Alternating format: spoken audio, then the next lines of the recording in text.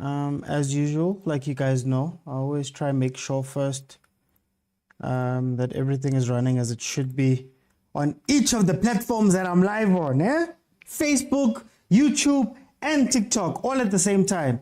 Who do you know? Who do you know that's doing that? Who do you know that's doing that? I'm trying to lift my spirits, guys. It's been lit.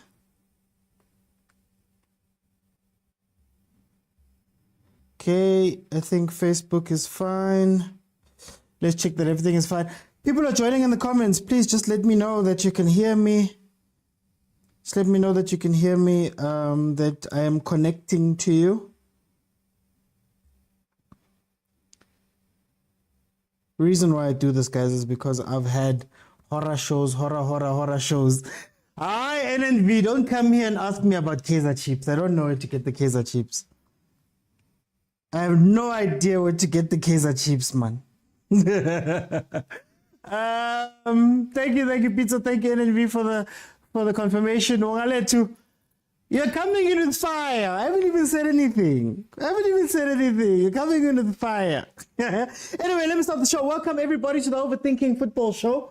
My name is George Mokwena. I am your host. Well, this show happens every Monday to Friday, 12:30 in the afternoon. And then also Monday to Wednesday at 8 p.m. We do a night shift.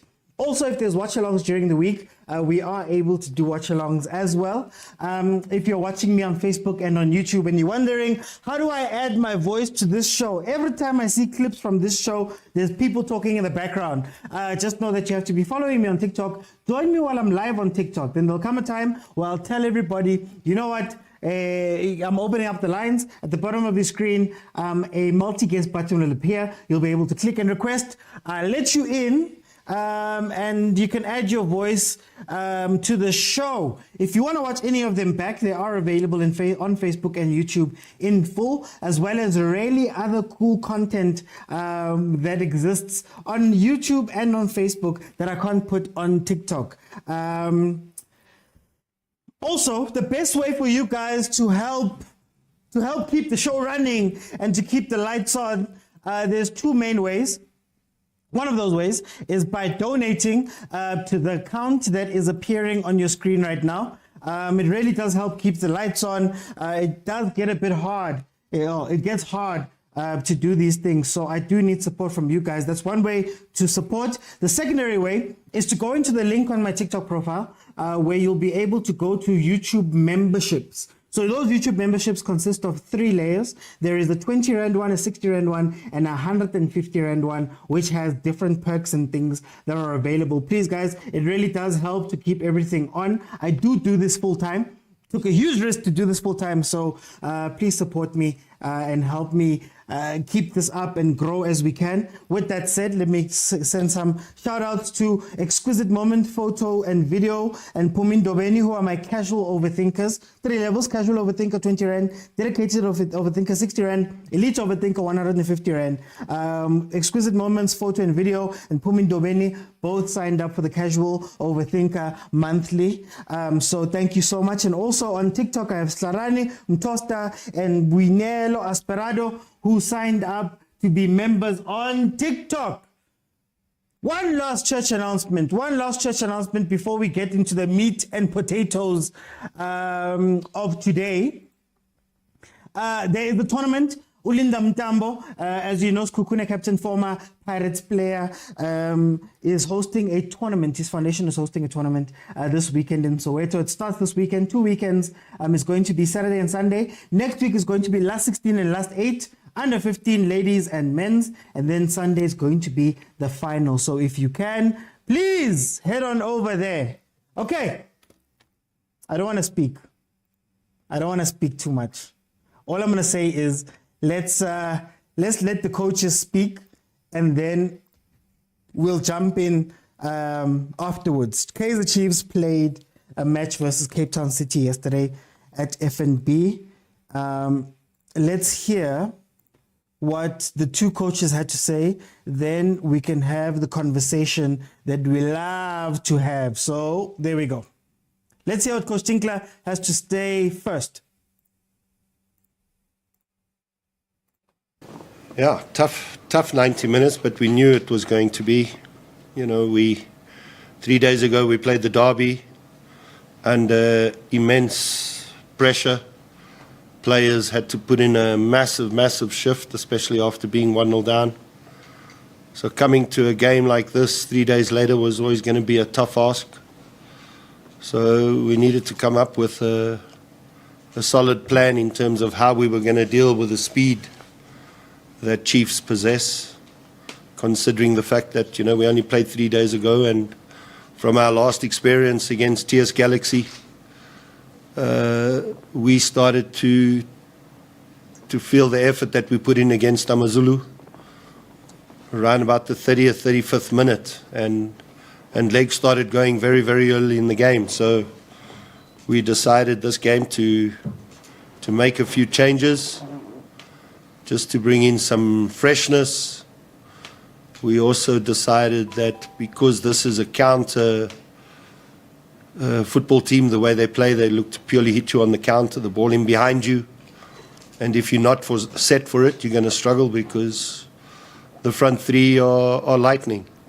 So we chose this game to rather protect the space in behind, not give them the ability to play with speed. And I think the first half we frustrated them.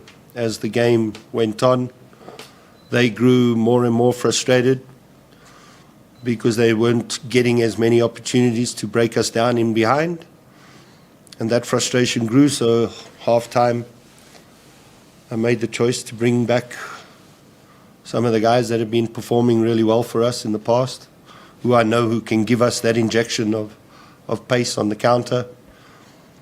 And we managed to do that. We got the goal, and then we had to work extremely hard defensively against them, dealing with the long balls. But I think Darren had to make one very good save from a set piece. But other than that, there wasn't really a threat presented by them. So a massive shift from the team today. It was about the team, not the individuals. Everybody had to put in a shift. The guys I took off at 45 minutes, put in the shift, gave me everything they had. Very proud of them. And then the guys who came in also made sure that we came here and collected all 3 points. So very, very happy for the team.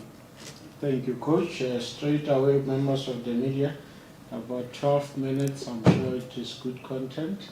If you ask a question and the name of your publication and your name as well, straight to the question. Let's go for it. There's one there, Kathy. Coach, congratulations on the win and 3 points. Talk to us, maybe, Coach, about Mayo. He's starting to find that form again of last season. Has there been a change in attitude? What have you seen from him in training? Yeah, I think, his work ethic has improved immensely. He's not reactive, which was his problem. In the first couple of games this season, he was very reactive to what was happening around him. Now he's more active, he's more sharp, he's more aware of where he should be going and the spaces he should be looking to occupy. He's gambling a little bit more, so I think that's the important thing, is that his work ethic has got back to what it was before. Joseph from Sports. Congratulations, Coach. Good evening. You played a taxing match in the derby. Okay, let's hear what Coach Ntseki had to say. Members of the media, I'd say bad results. When you look at the plan going into this game, we're fully aware that a win will give us 2 wins in a row, and we were looking forward to play well and to win this game. But in a game of football, if you don't score goals and then you concede the manner in which we conceded, you are likely to lose the game. But I think if you look at the balance of play, we were very much in the forefront in trying to keep possession and be more offensive. even after conceding that goal, we piled pressure on the opponents, looking for that equalizer and hopefully looking for a winning goal. But on the day, decision-making let us down. Opportunities we created, the set plays we had, we became more emotional, and as a result, we could not get that important goal. Thanks, Coach. We'll go straight to members of the media. Timed at about 10 minutes, so we'll be done at 10:15. Let's go for it, Carol. Thank you. Good evening, Coach. Unlucky. Good evening, Coach. Unlucky on the result. I can only imagine that the heads and the chips are down in the dressing room.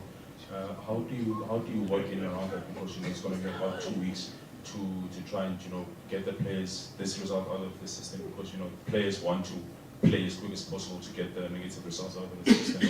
So how do you try to raise their heads? Time heals, and I think in this case, if you look at the results and how we lost, I think the 2 weeks that we'll be working with the players, it will also give them time to heal from losing a game like this. But at the same time, it's the understanding that we have that whenever we prepare to win. But when we get results like this, it's not basically what we were looking forward to. But this is part of the results that we get in football. Like I said, you win some, you lose some, and you draw some. It is just unfortunate that today, with such a good performance, we lost the game against Cape Town City. And I think we are professionals. We have to lift our heads, go back into training, and prepare the team for the next coming matches. Coach Maskepe, Power FM.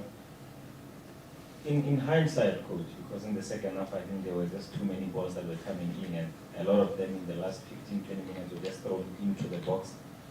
Do you feel there could have been better variation in how they were played in, if we were just going long and either the keeper or the City defenders would deal with them, even when they would be maybe either an option on the edge of the box or on the blind side, but it would just be thrown straight into the box where the keeper and the defenders would deal with them? Maybe better variation?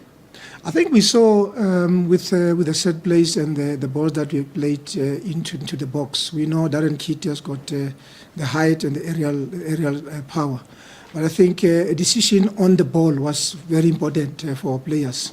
Because when you look at it in the last 18 minutes, we changed the approach. We played with two strikers, and then we brought Keegan Dolly on the left. And the idea was for him to come inside and to create those moments. If you look at the first half we were more on the ball, but we lacked penetration, we lacked numbers in attack. So I think in bringing in Mdantsane, looking at Ranga and looking at Ash coming in, I think we had very good moments for us to score. It is just that the decision on the ball was more of a high ball, because when you put crosses during that critical phase, you can easily get an own goal, you can easily get a tap in, but we played too many of high balls that went straight into the keeper. Coach, so it's about from Sokoladima. Okay, I'm gonna stop it there. We've heard from the two coaches. Don't wanna go too far there. Shout out to Dstv fans on YouTube. They're the ones that allow us to have this footage. So shout out to them, and thank you so much for doing the hard work of attending these things, recording these things, and putting them up so that we can use them. So please, guys, if you can, please follow Dstv fans. Where do you start? I'm gonna lay the table, then I'm gonna let everybody in.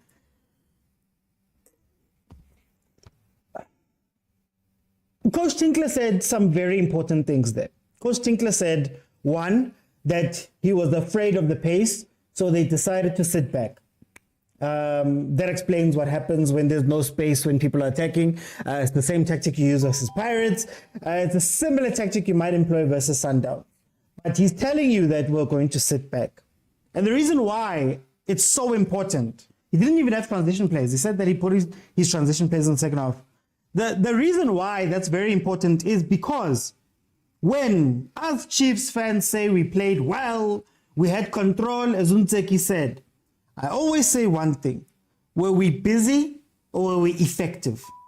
So if a team is allowing you to have the ball and allowing you to have more touches than normal and allowing you to play because they've decided to sit back, being afraid of your pace, Is that playing well? Is that playing well? Is that something that you have imposed on the other team? Or the other team said, you know what, guys, we're going to sit back. So I'm going to start there because people are saying we played well. It's like he's saying that we had the ball, you know, we did things. Tinkler came out and told you straight up that, guys, me, I was afraid of the pace. That's why there was more defensive players. Then he also said there was no threat. He saw that there was no threat and he made changes. So that's another coach saying, I saw no threat. I came into this game, but sharp. They're going to catch me off guard. But then I saw there's no threat and I put on better transitioning players. So that's a tactical coach that's telling you what happened in that game when people tell me that we were doing well, number one. Number two, and I'm going to go to Chiefs, and this is my pet peeve, Kaizer Chiefs. Dolly is playing wide. The plan is to say that Dolly is going to play wide left and come into the pitch. That's what coach said. Why is Dolly playing wide? And in Dolly playing wide, they're feeding him high balls. They're making him run. So Dolly doesn't have pace. Dolly is short. So in that move, you're doing two things that work on a player's weaknesses instead of working on a player's strength. Let's look at the rest of the team. Ox. I was excited about Ox, guys. In the few minutes Ox gave us in that game that he came in, the first game that he could play for us, I was excited because here's the guy you could see. He's controlling, he's playing, he's destroying, but he's also passing. He's getting the ball. We've cried out for a number 6 who could get the ball, turn, and give it to whoever's in front of him. Okay? That's what we were told we were doing. That's why we wanted Umthetwa. Tell me, how many times did Umthetwa get the ball, turn, and pass it forward? And it's not because of Ox. It's not because of him. It's because he's being played as another defender. Ox was the 5th defender on the pitch there. And also, Ox can't play because when he turns around to do the thing that he does so well at Stellenbosch, when he turns around, Mart is on the right. Mart was helping on the right-hand side. Prosla and helping up top with whoever was on that side, Usaile or Utupre, whoever drifted that side. They're going wide. Castillo is on the other side, far left. Now, guys, what is the one thing we've loved about Castillo? The one thing we've loved about Castillo, or we've seen from Castillo, Castillo plays best as a second striker. Castillo runs into the box. So now, knowing that you've got a player and you know what their strengths are, now you find him running on the wing. So we've already spoken about Ntoli being played out of position to his weaknesses. We're now speaking about Castillo out of position to his weaknesses. We're speaking about Mthethwa, who does something very well, but now he's become an extra defender, essentially. So that's your midfield. Your base of a midfield is the guy who's basically playing centre back. The two guys who are meant to be in front of him are playing on the wings. You put on a guy in Dolly, you take him to the wing, far left. Let's go to the front. You've got Modi, you've got Dupré, you've got Saile. How many times, agent says this a lot, how many times are we going to know that Usaile is going to see that Usaile is not a starting player? He's an impact sub. He's amazing when he impact subs. He started. Where was he? 50 minutes. Where was he? What did he do yesterday? Outside of, I think, a header. Let's go to Dupré. You have the opposite coach. Tinkler just told us that we were afraid of the pace.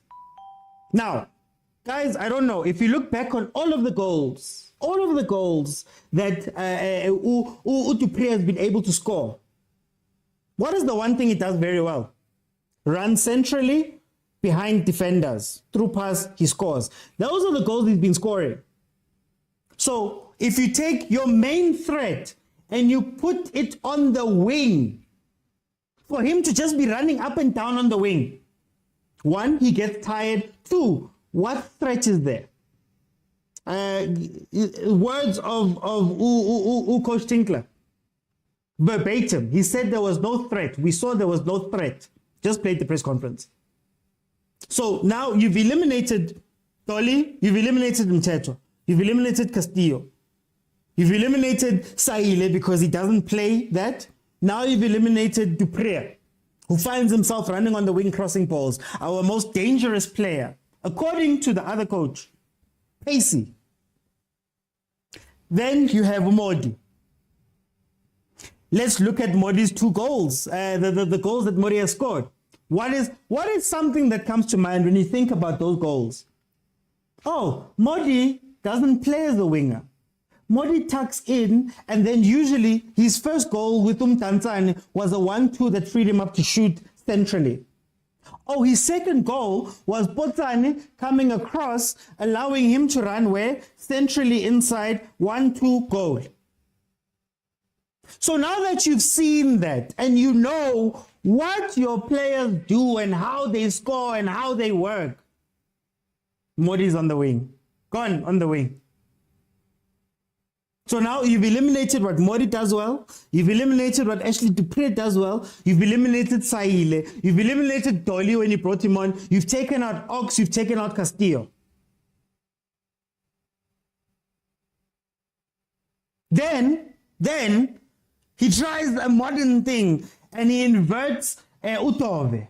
Tove was running centrally. Tove was running into midfield, which is great. Pep does it with Borodri, with John Stones. It's a modern football tactic. But Tove comes inside. Then your 6 becomes a defender. So you've taken away whatever numerical advantage you'd have in inverting him. That's the point of it. Adding more people so that they can play together. That's the point of it. But then you've opened spaces on the one side.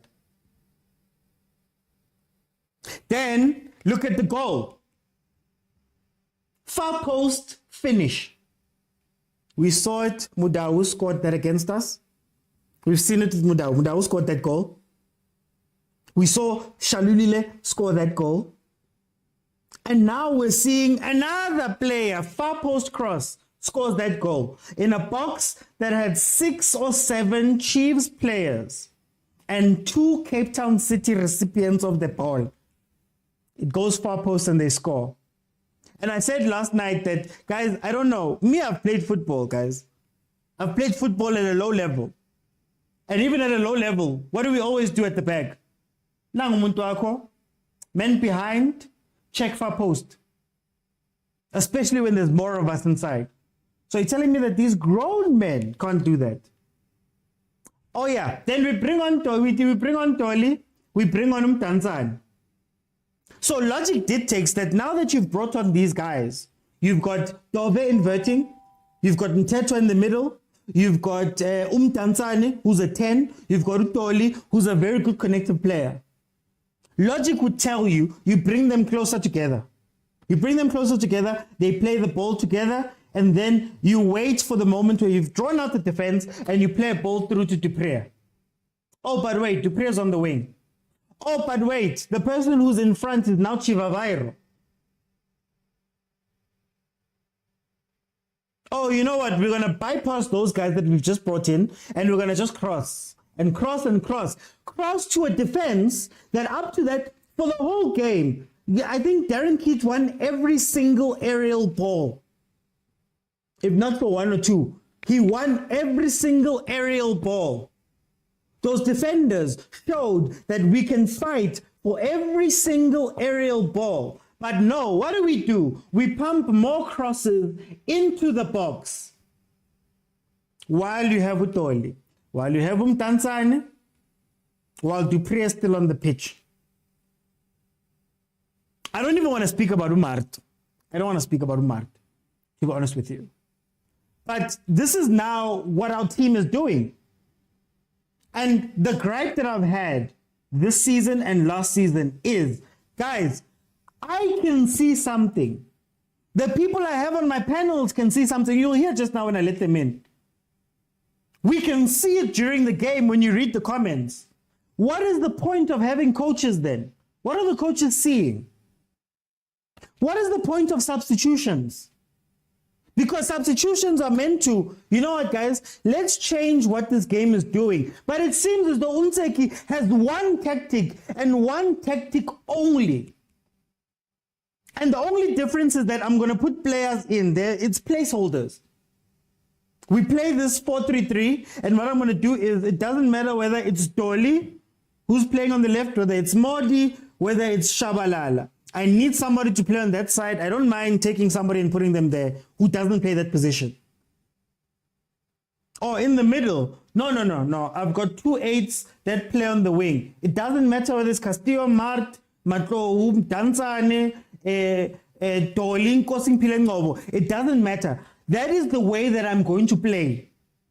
Whether the person fits or whether the person doesn't fit. And before I let people in, my last point. We cannot keep killing players. We cannot keep killing players. We know the strengths of these players. Utoli umnandi. We watched Utoli. How many times have you watched Utoli? At Mamelodi Sundowns. Umnandi. When he's got partners. Him and Billiard used to link up. When he's got people to play off of. But you put him on the wing. Of course he's going to play badly. Ushabalala comes onto the pitch. Last game, the other game, comes onto the pitch. Where do you put him? On the left wing. Of course he's going to play badly because that's not his position. Umthetwa is now being relegated to being a defender. Half of his game is gone. You know the half we were crying about? Half of his game is gone. A few weeks from now, we're going to be saying, hi, Mtetwa. Yeah, he's not ready. Hi, Mtetwa is not Chiefs material. Yeah. How many players are we going to ruin, guys? How many players? Abo Manyama, we were crossing to Kamapiliat. Crossing to Kamapiliat. We're playing high balls to Dolly. I'm sorry, guys. I'm sorry. And I think over and above it being a Chiefs problem, it seems to be a problem with the whole PSL. That the coaches can't think. They don't know how to use the rest of their squad. You've got a squad for a reason. But you have to plan for each thing. It's not just going to happen because of natural ability. You have to plan. Guys, when Shiva Vairo's on the pitch, we play like this. When Dupria's on the pitch, we play like this. When Dolly's on the pitch, we play like this. When this person on the pitch, we play like this. So that we can maximize their strengths and lessen their weaknesses. Not put players into uncomfortable positions that they're not used to, that they don't play, and then we turn around and blame them. And also, it's like he's been at Chiefs for 3 years. He knows the problems. Zwane has been at Chiefs for 7 years as a coach, or 6, 7 years, or whatever. He knows the problems. Dylan Shepard has been at Kaizer Chiefs for now 3 years or 2 years. He knows the problems. The analysts have been watching these games. They know the problems. But then if nobody's going to change it, what's the point of having a coach? What's the point of calling this person the coach? I'll adapt, I'll change, I'm a player are in bad positions. What's the point? And what do they do all day? All day. Remember, guys, these are professionals. We here on these platforms are breaking down the game better than it seems the professionals who do this every single day are. 2 sessions every day.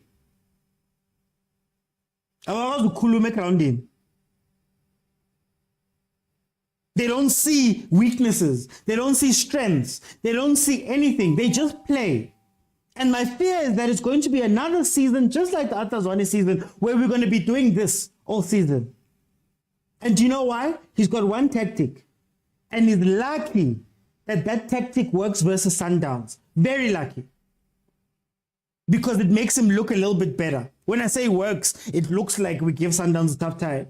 But it's going to be like every other PSL team that goes into games with one plan and you live and die by it. Today it works, tomorrow it doesn't work, the next day it doesn't work. That's why a PSL is like this. That's why Sundowns wins leagues by more than 10 points from number 2. Because the rest of us are doing this. No thought. You've got 30 men on a roster, but you can't even make a plan B. You can't even see something is happening. As well paid as these guys are, as experienced as these guys are. No, guys, come on, something's got to give. Anyway, guys, I'm going to open up the lines. Remember that you have to be following me on TikTok and join me while I'm live in order to jump in. And we can have a chat about this game. Thank you guys so much. Thank you guys so much for the follower goal. We've reached our follower goal on TikTok for today. Please, if you haven't followed, please follow. Let me see who's here, guys. I see there's a lot of requests, so I'm gonna give you around your general thoughts, and then I'm gonna ask you a question. Then we're gonna rotate panels like that. Let me let in the first panel. Let me just make sure.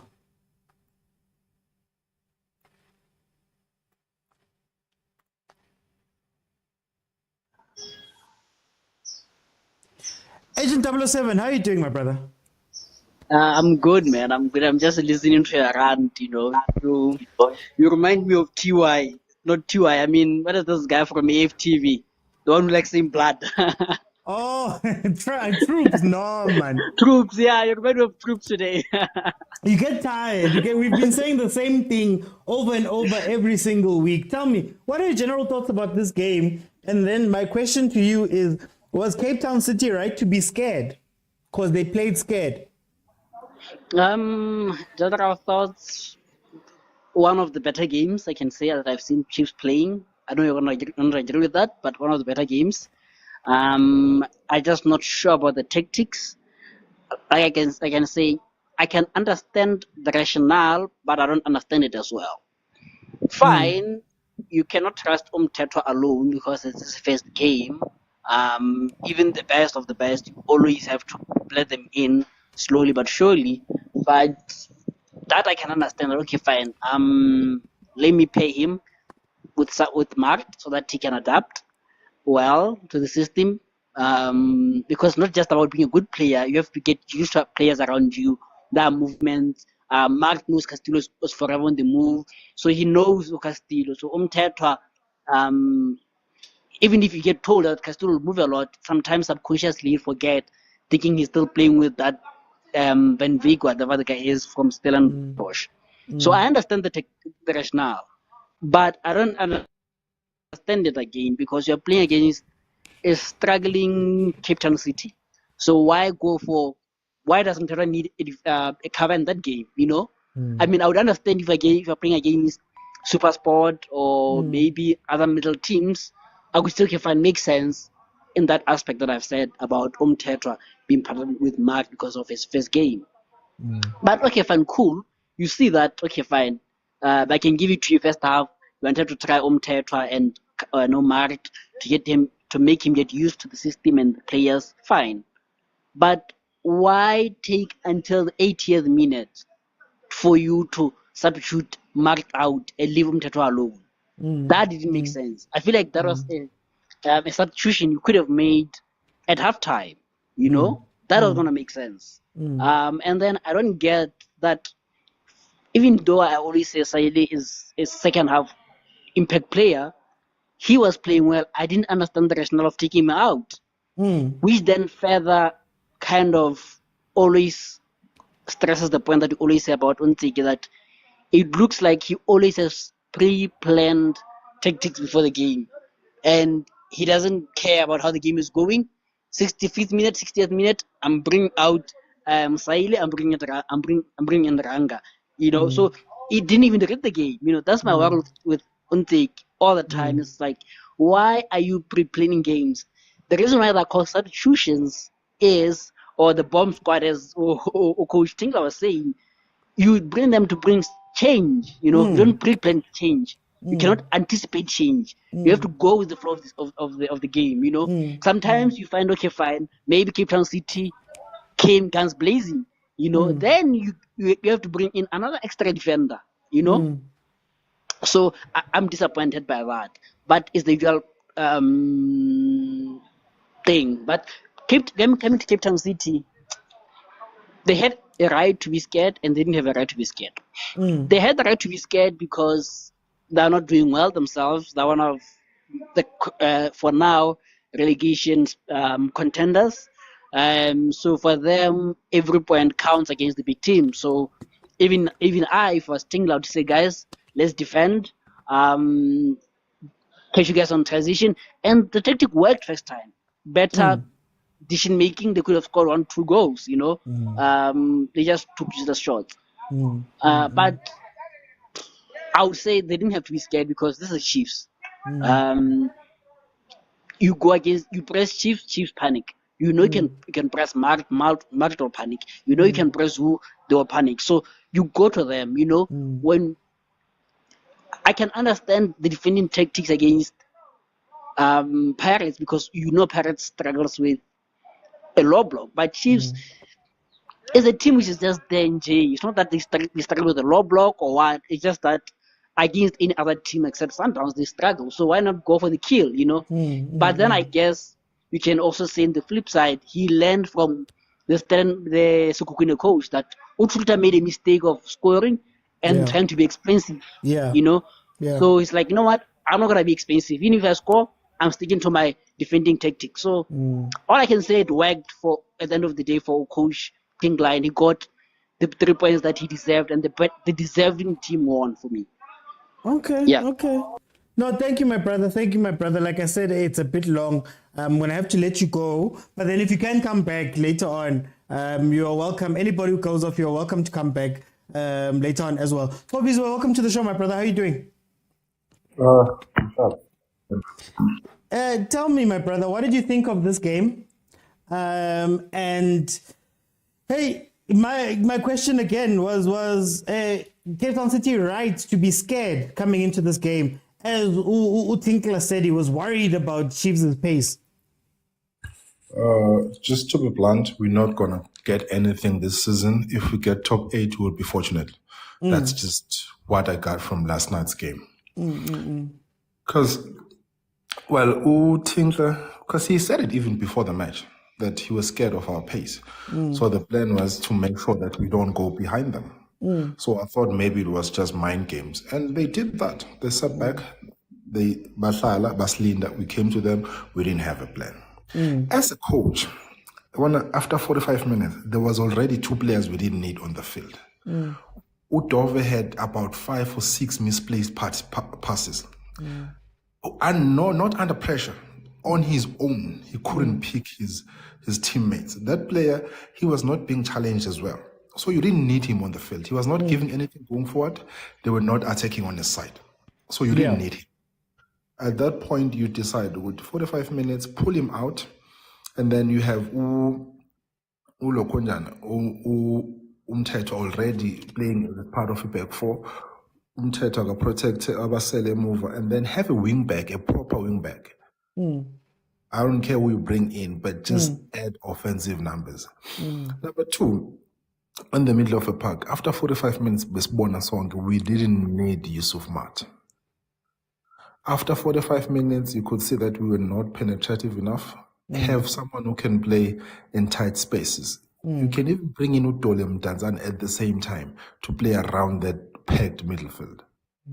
Because you could see if at any point Mazlala 1 or 2 touches, we could make it behind them. Mbonile Pulemodi had joy like twice. I think first half we was able to get behind them because we were playing 1-2 good touches and then we were able to get behind them. So as a coach, the game was simple. Cape Town City was not coming to us. Just have enough people to cover. Because if there's one thing Umthetho will give you is playing against Ilokunja. He counter. Like he's very smart. He's always the first man on the ball. He knows where the attack is going to come from. So leave him there, take Dove out, have Usolomonsen or whoever plays as Ilokunjan, wing back. Let's attack. And Usai Ilenkasiam has the body, he has the pace, he has the strength. Like, where are the footballing brains? Like, why is he still at Chiefs? At this point, I wish we can just give Dushabalala in his right position 5 consecutive matches. Let's see what he can give us. Because the rest of these players, they're not giving us anything. But we are playing against a team that is sitting behind. Not even, I asked you one thing, you couldn't answer me. ECP strength, Skamat. Can't shoot, can't dribble, can't pass. He's just an extra body. He's just an extra body that has a big engine, but it doesn't do anything he with it. becomes an extra body for our opponents, not for us, because he just gets in the way. And number 3, one of that call we considered that is not acceptable. Udove, that's why I need to bring Mela. He was not in the game the whole day. It's not like Ilya mistake. Why would that in a center back? Uyu Lokunjan, Uyu left back. Uhlele tuze kwa Ngobo no Lokunjan, the other center back. There's no threat there, but Umenabo, no goalkeeper. So there's 5 of you now.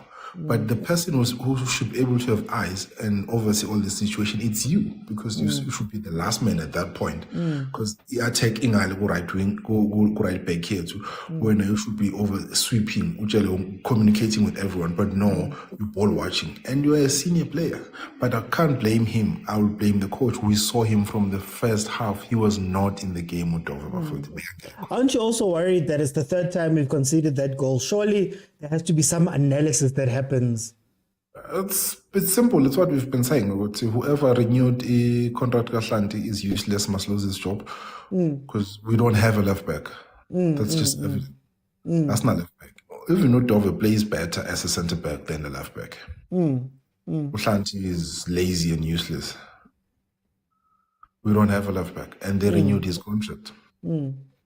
So that's still going to happen, because the only side, Tinel Pila, if you watch our matches, our left-hand side is always dead. There's nothing productive since I ask. You have Ungobo who is back, you have Mtanzane, you have Utoli, and that was the only way we could break that Man City, Cape Town City team. Because we were not able to match them on aerial ball or through ball. They closed all of that. So have people ball. Have people who are not scared to take players on, and we have them. And again, I will say this is the only season where I'm not gonna blame our players. This is the only season where I'm gonna say the coaching is horrible and I'm giving up on this season. Is maybe in 5 years' time, I don't know. But this is just let's just focus on my chips in it because the bowling guy. It's fine. Hi. Thank you, Brian. Thank you, Tovize. Thank you so much. Zalama, welcome to the show. How are you doing? Sure, bro. Thanks for putting me in, man. You're sounding a bit low there. You're far away from the mic. Oh, yeah, let me just pick up my phone. Yeah. Okay, that's a bit better. I'm frustrated. I'm frustrated by this team because we see the same things week in and week out. But I've got 2 questions for you. What are your general thoughts about the game from yesterday? And then, was Cape Town City right to be scared of Kaizer Chiefs? Okay, let me start with the second one. I think he had it right because of MTN8, right? Like that the game, it was a nice game to watch. Even we were not at our best, even, but you know, with the speed of Dupree's got us a goal, and then you know the substitutions, Saile, Castillo bringing in a goal as well. So, and we missed chances as well in that game. So yeah, I think he had a right to be scared because he wasn't sure what we were gonna do. So what he did was just to sit back and then watch if there's anything, and then when he saw that there's no threat, He just so he can defend the whole game and just win with one goal, and that's what he did, man. He got that goal and then set back because there's no threat, most there's nothing you can do. There's no Castillo to ish, wait. But yeah, the game yesterday, it was a horrible game to watch, bro, because most of our players are playing in positions that they are natural. They are not natural at. Castillo, Matt, Ish, Ntetwa was off. Like I don't know what instructions they get. But it seems it's different instructions each game. We are not seeing anything similar each game. Like we are just it's just different people. Like we saw Dove last week. He was playing well, bro. He was playing well. The instruction was clear. All he needed to do was to close up that space on the left side. And he played well. There were no chances coming in on the sides like Dove and who's this guy Frosler, and Simango as well. Like I don't know why he's not playing anymore. Literally, bro. I don't know if like maybe you can explain to me, but Simango was doing great at that position as a center back. But now we see Ngobo, of which I don't like anymore. I used to like the boy, but man, I don't know. I don't like him in that position anymore. I think he's good as a backup. If maybe someone is injured, then we can play Ngobo, or maybe substitute him. Yeah, well, just to give him game time and yeah. So the other thing that I wanted to raise, we have two strikers, natural strikers. They haven't scored even one goal. Both of them. They don't have goals. The people that are scoring are Castillo's, the Doves, the defenders. Just imagine, man.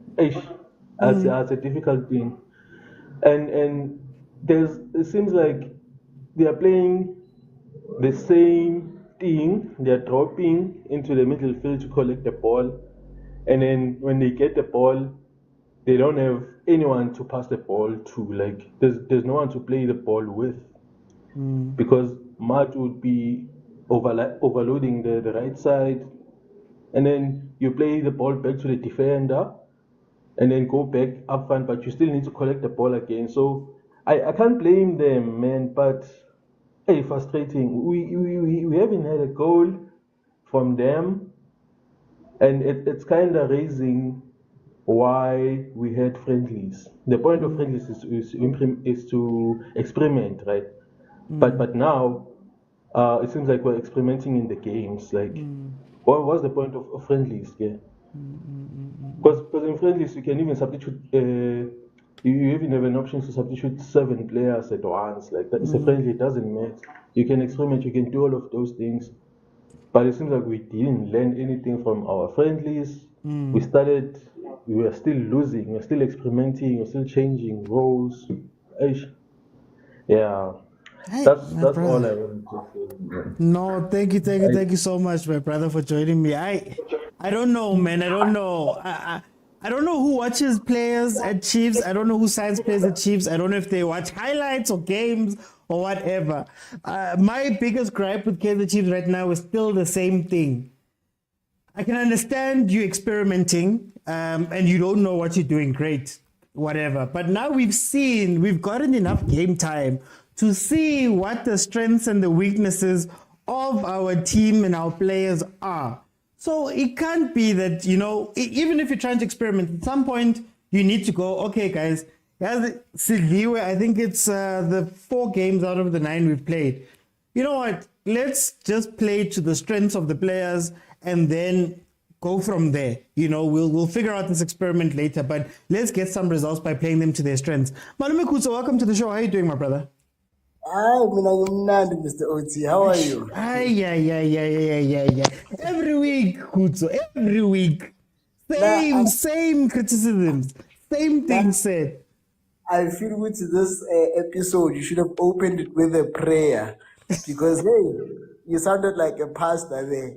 At some point, I was screaming here, Shumaelam Shumaelam. Tell me, good. So your question is your general thoughts about the game yesterday, but then your question for me is: Kaizer Chiefs players still look confused. They look confused. Everybody looks confused there. Some don't know what their positions are meant to be. Others are working hard, but you can tell already they're working hard in places that is not going to help the team. Like Utupria runs a lot for the team, but the position where he's at makes it running that is just in vain. What do you think of that? Those two, your general thoughts, and then these players still seem confused, man. Yeah, no, good plan from Tindler. It's what I had called from the Pirates against Stellenbosch. Second leg, Uti. They want to play on the counter. Confuse them and give them the ball. Give them the ball and say, Dlalang. Yes, the stats will read Uti, they were dominant, but in actual fact, you are dominant because you know what you want them to do. And it'll dizzy, they'll pass the ball around at the back more than they have to. They'll have to think on their feet. Why do you just watch them until they're tired? So, excellent plan, right? But there's something I said here. It was cringe at the time. I know. I said, guys, I've watched Umthetwa. Umthetwa sits on top of the defense. Today, Lamuela, they playing him as a center back. No. I watched him with, okay, this guy is trending. Let me see what the fuss is about. But on closer inspection, I was like, hi man, at Pirates, this guy, you wouldn't survive because, or at Sundowns, he sits on top of the defense. And he's doing exactly what he's been doing. I'm not surprised. I asked, do you remember when I said that? Because I watched him play for Ibafana Bafana and I was like, he looks uncomfortable on the ball. Sometimes you might be lacking, and I'm not saying he won't succeed. Maybe he's coachable, but sometimes you are lacking a specific position. It's a general statement when we say you need a CDM, but the onus is on the team to say what type of CDM do we need? Do we need a Casemiro? Do we need a N'Golo Kante? Do we need a Sergio Busquets? Do we need a Jorginho? We understand. All of those players might, on paper, they play the same position, but functions are very different. Which is why you'll hear someone say, you can't play a 6 and 2/8, and another team is playing a 6 and 2/8, and they're doing extremely well, which is something Real Madrid would do with Casemiro and Abu Modric. I don't want to open a can of worms, but yeah, Modric and Kroos, and they would dominate. And then you come back, you find a team that can play 3/8, which is Real Madrid again, at the same time, and still dominate and have proper rhythm using exactly that. So what Chiefs lack, I think now, because we can see which they're also on social media listening to us, it's not necessarily a CDM. It is a CDM, but it's someone who can start play from the middle, carry the ball, someone with a bravery, who knows where to look. You see, once you have a 6 for and we like, unvuli, you are a problem. You know what, Maluma Kutso, I don't mind him sitting on the defense. My issue is, if you watched him the first time he came from Kaizer Chiefs, when he came on for Kaizer Chiefs, I forgot what game it was, but the first time when he was still fresh, there were moments in that game where he got the ball, he played a pass at Iwan Tunyana. There was one where he made a run straight down and he played the ball, they played it back, he played it to somebody else and he made the run and then the ball didn't come to him. Then a few times he got the ball and he was trying to play with someone and they'd play the ball and then go up the wing as they usually do. And my issue with what's happening with Umthetwa is I don't necessarily need him to be a deep-lying playmaker. I just need him to trap the ball, turn around, and give it to someone. But the issue is that at Kaizer Chiefs, and that's what we were led to believe by what the coach was saying. But at Kaizer Chiefs, if you're playing 6, you get the ball, you turn around, Castillo's on the left, Mart is gone on the right. There's no one, literally just one more pass in front of you. And then they're forced to do that thing where you go wide. And I think it's an instruction because Mart was doing the same thing when we were complaining about Mart. When Mart, Castillo, and Matou were on. Matou was on the right. Castillo used to go forward and left. So it feels like it's a tactic that we were told was while they were doing that because we didn't have a 6. But now we've got a 6, and you're still doing the exact same thing. Look, Mr. Oti, Umthetho was a great player, and I don't want people to get me wrong. Sharpa CDM, that guy is very good. And I think it's Unzwakale just said, you need a Yeye type player. You understand? If you watch Menu, the one that's performing badly right now, they've signed 2 guys in that position. I'm telling you, Mr. Oti, Nyegu's fihle. They will pick you out. Casemiro and Amrabat. Whether you are trying to run away from the ball, whether you're trying to hide behind the defense, they will locate you. Utanda ungatanda. And I get it. It's PSL. I do not expect that level of equality.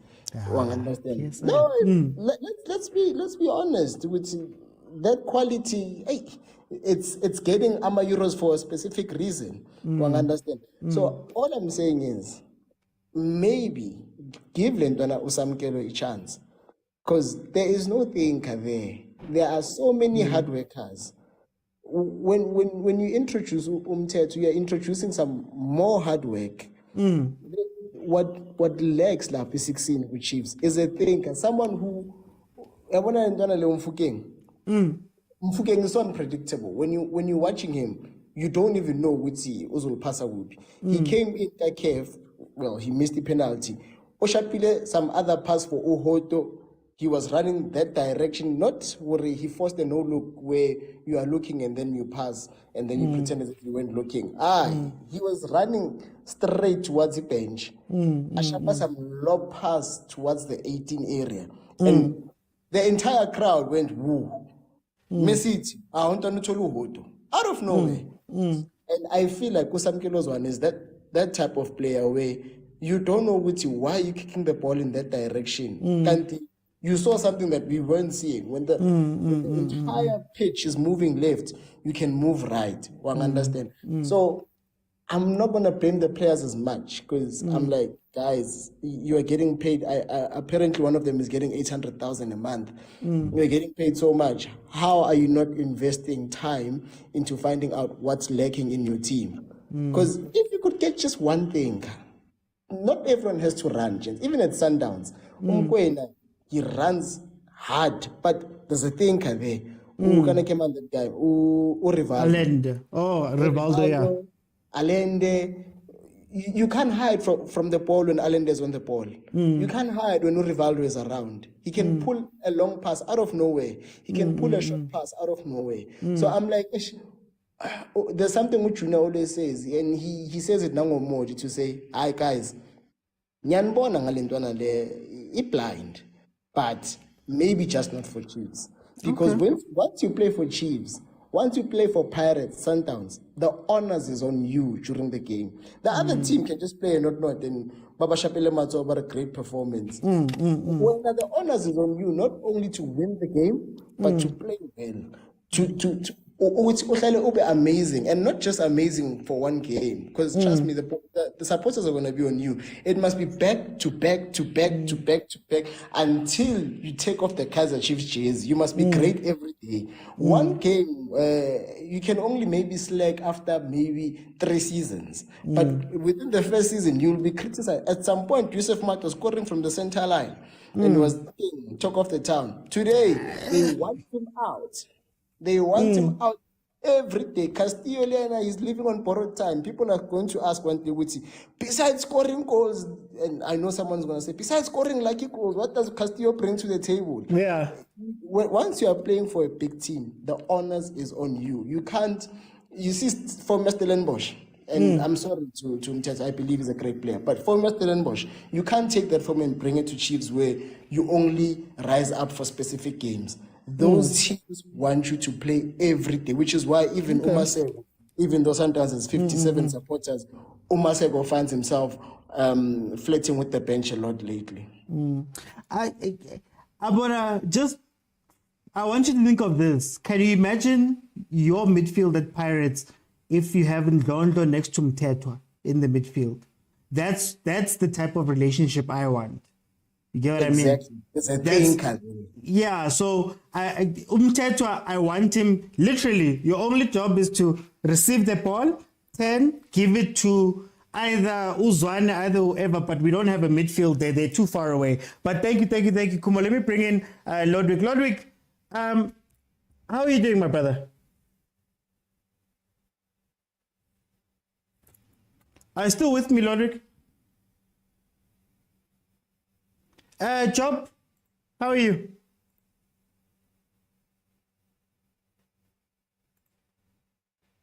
Guys, can you still hear me? Can you let me know in the comments? Can you still hear me? Oh, there we go. I'm good, and you? I'm good. Job, I've got 2 questions for you. What are your general thoughts about the game Kaizer Chiefs played last night? And then secondly, what are your general thoughts about the game? Yeah. Kaizer Chiefs looks a bit confused still.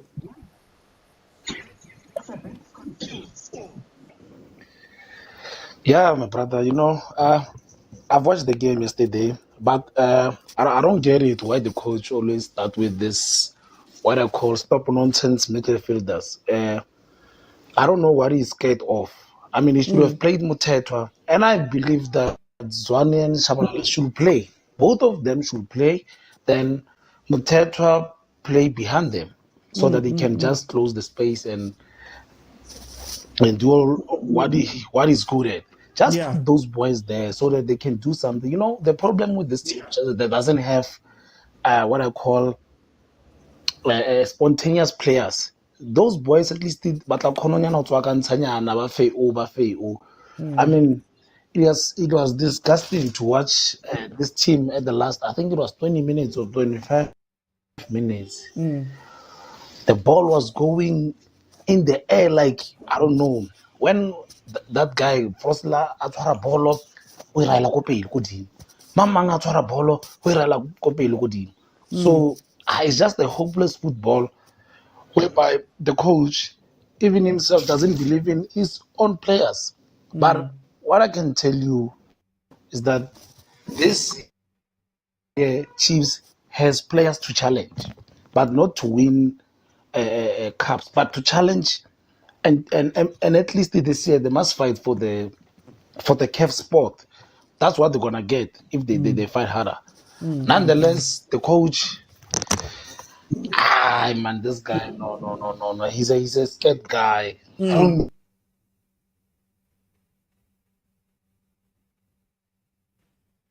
I mean, why would you play for?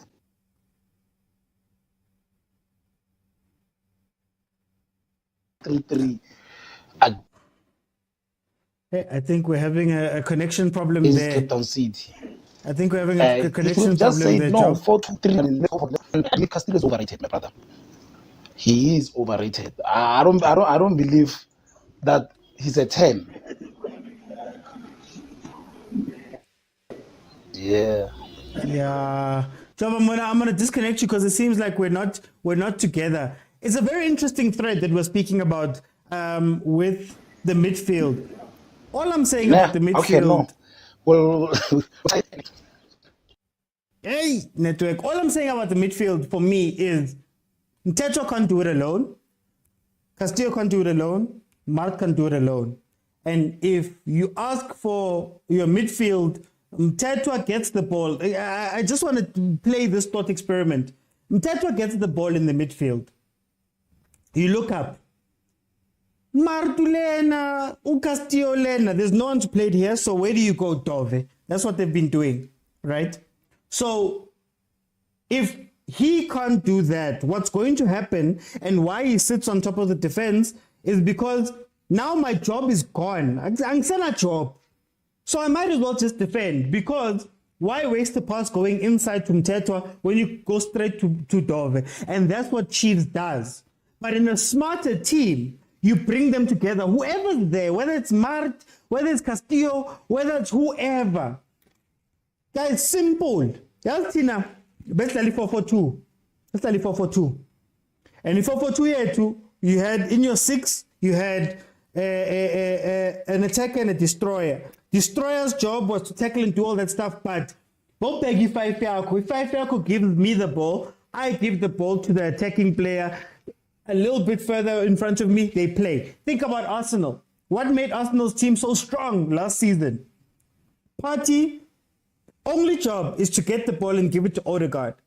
And then Odegaard has someone next to him who's playing as more of the attacker. So even if you play the thought experiment inside Chiefs right now, Mtetwa is your 6. Mtetwa needs to give it to someone. So whoever's on the pitch, give it to Mart. For example, if we play the thought experiment saying that if Mtetwa was at Pirates, Mtetwa would play next to Ndondo. Ndondo would be sort of an 8, Mtetwa would be a 6. Ball goes to Mtetwa or Ndondo, but to Mtetwa, Mtetwa gives it to Ndondo. Ndondo gets to play with Mfukeng up front, for example. But it all makes sense. There's Umtansan ukhona benchini if you want a 10. Uzwane ukhona as a secondary midfielder. He's there. In fact, if you wanted to be crazy, you put Msimango as the centre back, push Njabulo Ngobo into Mtetwa's position, play Mtetwa as an 8, and then have Castillo. There are plenty of ways to do it. Castillo, Ngobo, Shabalala, anyone there. But just normal thinking, just everyday football, guys. Everyday football. It's not rocket science, this thing. I'm sorry, whoever says this thing is tough, it's not rocket science, this thing. But we treat it as though it's rocket science. Let me see. Who am I going to bring in next up? Floor. Okay, matching. And I'll bring in Uzesh. Okay. Tolani, welcome to the show. How are you doing, my brother? Hey, I'm okay. Tell me, I've got 2 questions for you. General thoughts about last night's game. And then I want to ask you, what is it with the PSL nowadays and playing players in roles that they don't understand or roles that are not theirs? Okay, let me give you a picture, my brother. Ubona kwami mfethu. Can you hear me? Just a little bit louder, I think. No, okay, yes.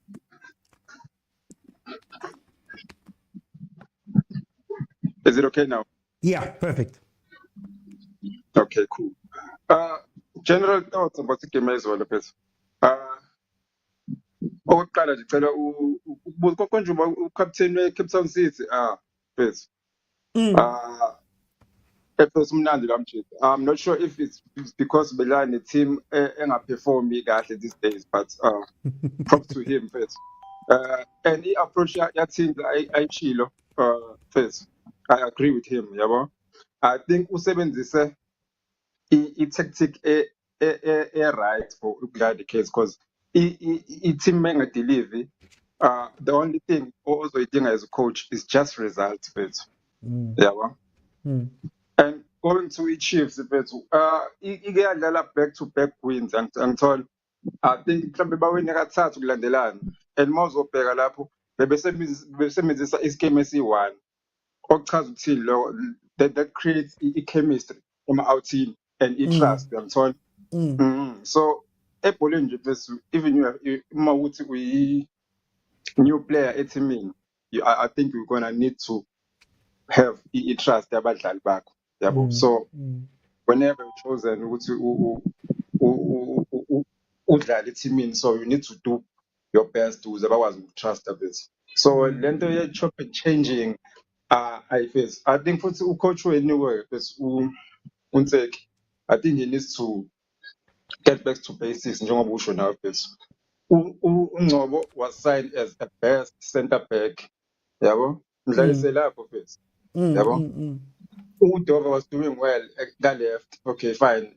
Maybe not for you guys, yabo. Kodwa at Cape Town City wenza kahle, yabo. Even umthetho playing to i-position yakhe, uyangithola. So and lento for me na i-technical team ye-Chiefs, I'll simply just buy them ama-coat amhlophe bangibayise lapha eLokuzeni e-science lab because angikubona mina they just wow, sihowa By experiment. experimenting. Yeah. Yes, that's the word. Sure. So, but for you as a coach to experiment, you need to buy time. So back to basics and plan uthola results kuqala and then get to experiment. Yangithola? Yeah, so that's just my view about TKM as all of it. And thanks for letting me in, Baba Fritz. The No, time no. to show props to you. Bro. Thank you, my brother. Thank you so much for joining, my brother. Let me go to Mflo. Mflo, how are you doing, my brother?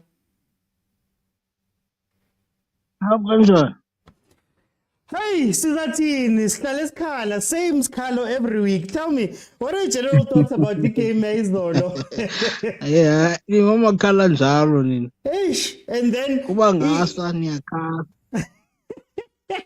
and then firstly, utingale Kemezon, and then secondly, khona any trend man la ku PSL where they're starting to play players in places where they're not I think strong. namdlala.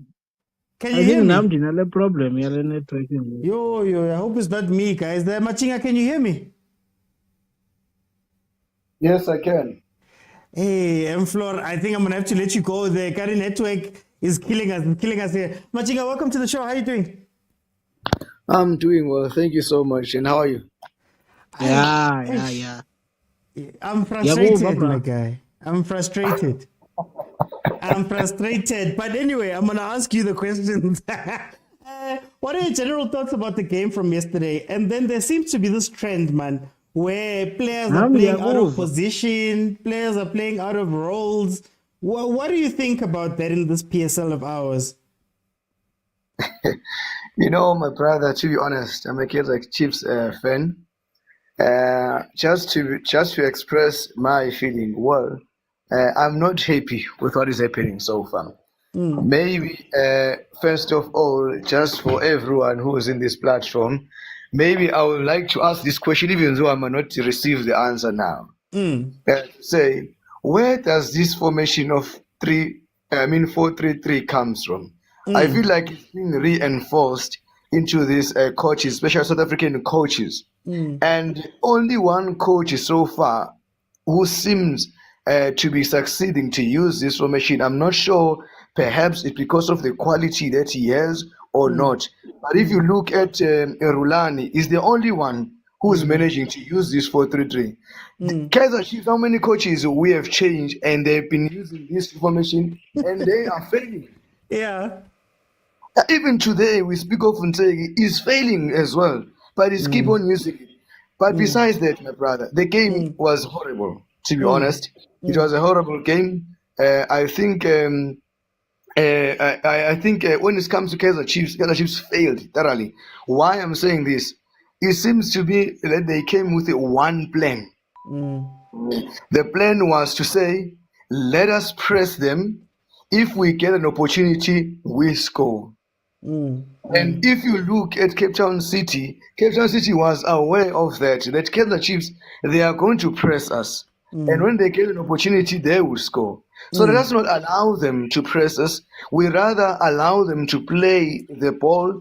They can be the ball position can be in favor of them, but let's not allow them. But instead, let them play the football with their mistakes. Then we do counterattacks. When we fail, we come back and defend. The whole 90 minutes that was happening. So my question is, Nsegi cannot read the game or he can read the game. Because you look, the way we started the game until the end, we are playing the same. Yes. And my worry again is, it seems that the players, they are being told what is too much for them. I don't know what he tells them, but you can see, I make an example. How many mistakes Dove did yesterday? And you compare with the way he played in the previous game. You look about Castillo. Castillo, how many mistakes he made when he was trying to pass and the players are no longer there. It shows that they were just playing as if they are being controlled. They are not giving the freedom. You see. So my worry is Nsegi cannot read the game and he comes with one plan. And if he fails with that plan, that is the end of the game. And which I see upcoming. If you watch towards the game, yes, he brought players such as as Kick and Dolly and those, and they seem to be a craving to win the game. But the only thing that I saw from their faces is they were also frustrated because as they were playing, they were not aware where are they going, how are they going to. Because as a coach, it's your duty to give out the best of the player. The players of Kaizer Chiefs yesterday, they couldn't show us the best that they have because they stick on the plan that Nsegi gave them and it couldn't work. So my brother, to be honest, yes, I played football a long time at my young age. I remember our coach used to say to us, as a player, we don't have a position. So we give you a position and you try, you give your best. Probably you might find or discover a new position. Looking at Kaizer Chiefs, yes, one brother speak of a creative player that we need in the midfielder. I believe that a creative player, we have them in Kaizer Chiefs. We have them. But can we say the same thing, you know? Us playing soccer at 12, 13, 14, 15, these guys are grown men, 28 years, 29 years, experienced in the league, right? But then you watch on the pitch. Yeah, sometimes when you watch some PSL games, it's almost as if you can walk onto the pitch and tell them, guys, Imalana, na basic. Let me show you basic lepola. Imalana, yenza so. Surely, man. Surely. You know, my brother, to be honest, even though sometimes we will say, let us not blame the coach. Previous coaches, they struggled in terms of having quality players. They tried to get points, and even though they tried, but however, they never finished at the good position that we expect out of them. Out of all these coaches, Nsegi is lucky to have the quality players, but he lacks philosophy. He lacks how to motivate players, how to give the right information to the players. Kaizer Chiefs have all the players. There's no player to blame there. The only problem is the coach and whoever assists him. Because to be honest, speaking, those guys, they are blank, and it's very easy to see them. When the game starts, you can see they're actually blank. They're actually blank. You see the way Kune at the end of the game, the way he cried, or the way he appeared, you can see it's painful to them. You see. So what I would say is, my brother, is that probably the Kaizer Chiefs, they need to, after each and every game we play, they need to sit down and analyze the game before they move to the next game. I feel like they don't analyze games, and that's why, in a way, they will see fans fuming, thinking that the fans are wrong. The fans are not totally wrong, because when we watch the games, we watch the game on TV and we are able to analyze, to see the mistakes. I feel they don't analyze the game. They only prepare for the next game, and in preparing the next game, they don't understand how the other team or the next opponent plays. So for me, it's a worry. I don't know. Maybe we rather continue selling chips. Maybe that's what you are looking for. But no, thank you, Wachiga. The quality in Chiefs has been saved in the marketing department. Whoever's playing central defensive marketer, that Kaizer Chiefs is doing a very great job. They understand the system. Zasho, welcome to the show. How are you doing? So, Oti, how's it? Hey, my brother, I'm tired, man. We say the same things every week. We see the same problems every week. Maybe it's because we don't do this for a living. Maybe there's something different when you do it for a living. But tell me, my brother, what are your general thoughts about the game yesterday? And I don't know, man. Ngati, we are being too clever for our own good, playing certain people out of position, trying high-level things. Shouldn't we just go back to I'm a basic, man? Yeah, I've been listening to the guys bonke lapho. I think a coach coach my fans more than labo coach esinabo. Like I've been read my comments abantu like my social media in like bakhuluma into eyi-one esikhulumayo yabona. So mina what I'm thinking about the game lethu, like I'm thinking coach yethu is more concerned of not to concede goals, but yet consider our goals and phambili, like I think sine-drive ngikhulumiswa yile nto mengisho izolo ukuthi siconcern kakhulu ukudefenda ama-goals ukuthi singaconcede.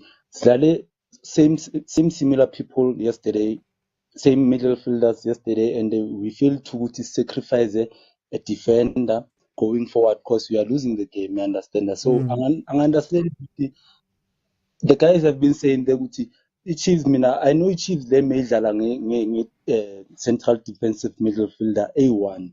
So manje like I think it's too much for me. uMarty singathi central midfielder, but u-Chiefs I think is playing more as a central defending midfielder, as no naye uCastillo I know central umuntu osingamsacrifice ukuthi a-add amanamba lapha. So I don't think ukuthi the way badlala ngakhona lapha boy-3, the other midfielders going wide, the other midfielders going wide, angi-understand bathi upule Modi no Dupreez bayenzeni le emasayidini because already sebafied sa space whereby mekumele bangene lapha njengoba nisho bakhona ukubadlalisa labantu laba, yena uModi no Dupreez sikhona ukuba ne-way forward. So asibi ne-way forward because labantu laba amele basinika amaphasi badlale emaceleni, kusho ukuthi sesi-expecte ini kuwo, maybe bazosicrossela or something, basinikeza umthetho nomthetho akasakhoni ukuya phezulu kakhulu ngoba usele ayi-1. Akanamuntu okudlala naye, he has to go backwards. Exactly akakhoni ukuthi aphushe, meka ngaphusha kuzosiyala ispace la emva kwakhe, then i-defense yethu izoba nenkinga, bazokhona ukuthi basibhoboze bakhona ukuyokora. So angazi ukuthi unsena i-system khona enye yathi shilo futhi ukuthi 4-3-3, angazi ukuthi is it the 4-3-3 or is it a what, because yazi like i-coach yethu like i-system ngathi I-understand kahle nama-assistants wakhe ngoba you said ukuthi we are doing the same thing mesiyenza lesi, ayikho difference vele kulento esiyenzayo manje. Lento esiyenza manje yafana nale mesiyenza la season, so lokho sibuyele emuva. And angi-understand ukuthi asinayo i-analyst lapha, sinayo i-analyst lapha ukuthi beside ukuthi bona basi-analyze la game. Do we have an analyst? I believe so. I must find them. I must find their names. I believe so. Yeah, you should man. So I think kumele sibe nomuntu ozosi-analyze lama game alright. I think no coach wethu mina mengimthembe kakhulu, now yazi ukuthi mengilowe ngithi simnikeze chance. So mina I'm thinking like like he's failing, like akakhoni naye noku-explain le game yami silidlala izolo ukuthi what happened exactly. Understand? Okay, we know ukuthi Matlo njengoba mekasho coach ukuthi he was out via injury, but you could see ukuthi if mega khona namanye ama-2 defensive midfielder kunala siyakhona, but you can't play these 3 people at the same time. Why couldn't we sacrifice one of the 3? Okay, akafuni ukukhipha uMarta kithi, okay khipha umthetho ke, okay khipha uCastillo ke, sibone so kanjani phambili. Bakubona abomduduzi ngaphandle siphethe, okay oHateba kangithembisi naye, but we have those people bakhona, abodoli bakhona. Why can't we use just 2 defensive midfielder laba bazokhona ukucombine badlale defense and then bakhona ukucombine nale attacking midfielder yethu, naye ikhona ukuthi iyonika uDupreez, iyonika uModi, inike konke no konje ubani usayi. All in all, I mean, I think Tintla naye, I think he managed us well. Like he knew what to do. Like we were gonna come at him, so he chose to play the way we used to play. The way we played against Manyama team over Sundowns first leg, he played that way. He didn't play any football. Yes, it's a simple thing. This thing, C4 we move. Why can't we leave only 3? Because already in fact we are losing. That's why ngisaba like coach wethu consider ama-goals. So consider ama-goals kuzomenza ukuthi alimala aphelele umsebenzi, understand? So kuzoba nzima side lakho forward nje yabo. Yeah. Hey bro, sikhulume mara ngathi yithi kuphela sibona lezi zinto. Thank you so much for joining me, my brother. Sure man. Guys, again, okay, I think, let me put it like this. For me, the thing that really gets to me about the Kaizer Chiefs, the thing that really gets to me is we're playing parts of different systems and we're trying to put them all together. So I don't think I'd be complaining as much if they picked something and stuck with that something. As in, go FIFA, they tell you, when you play FIFA, they tell you, there's a 4-3-3 attack, there's a 4-3-3 diamond, there's a 4-3-3 defensive, there's a 4-3-3 this or that or whatever, ne? But you play it fully. So if we're going to go wide and rely on crossing balls, play it with your whole heart. Take out Dupree Modi, maybe. Take out Dupree and Modi. Sign somebody who can cross the balls, or bring in Solomons, bring in Frosler, cross the ball, and play Gonzalez and Chivavairo together up top. If you want to put the ball down, play the ball down with your whole heart. So when you have Dolly on the pitch, Shabalala on the pitch, Shabalala Ngobo, or whoever, Mtansani on the pitch, compress the field and then play that way.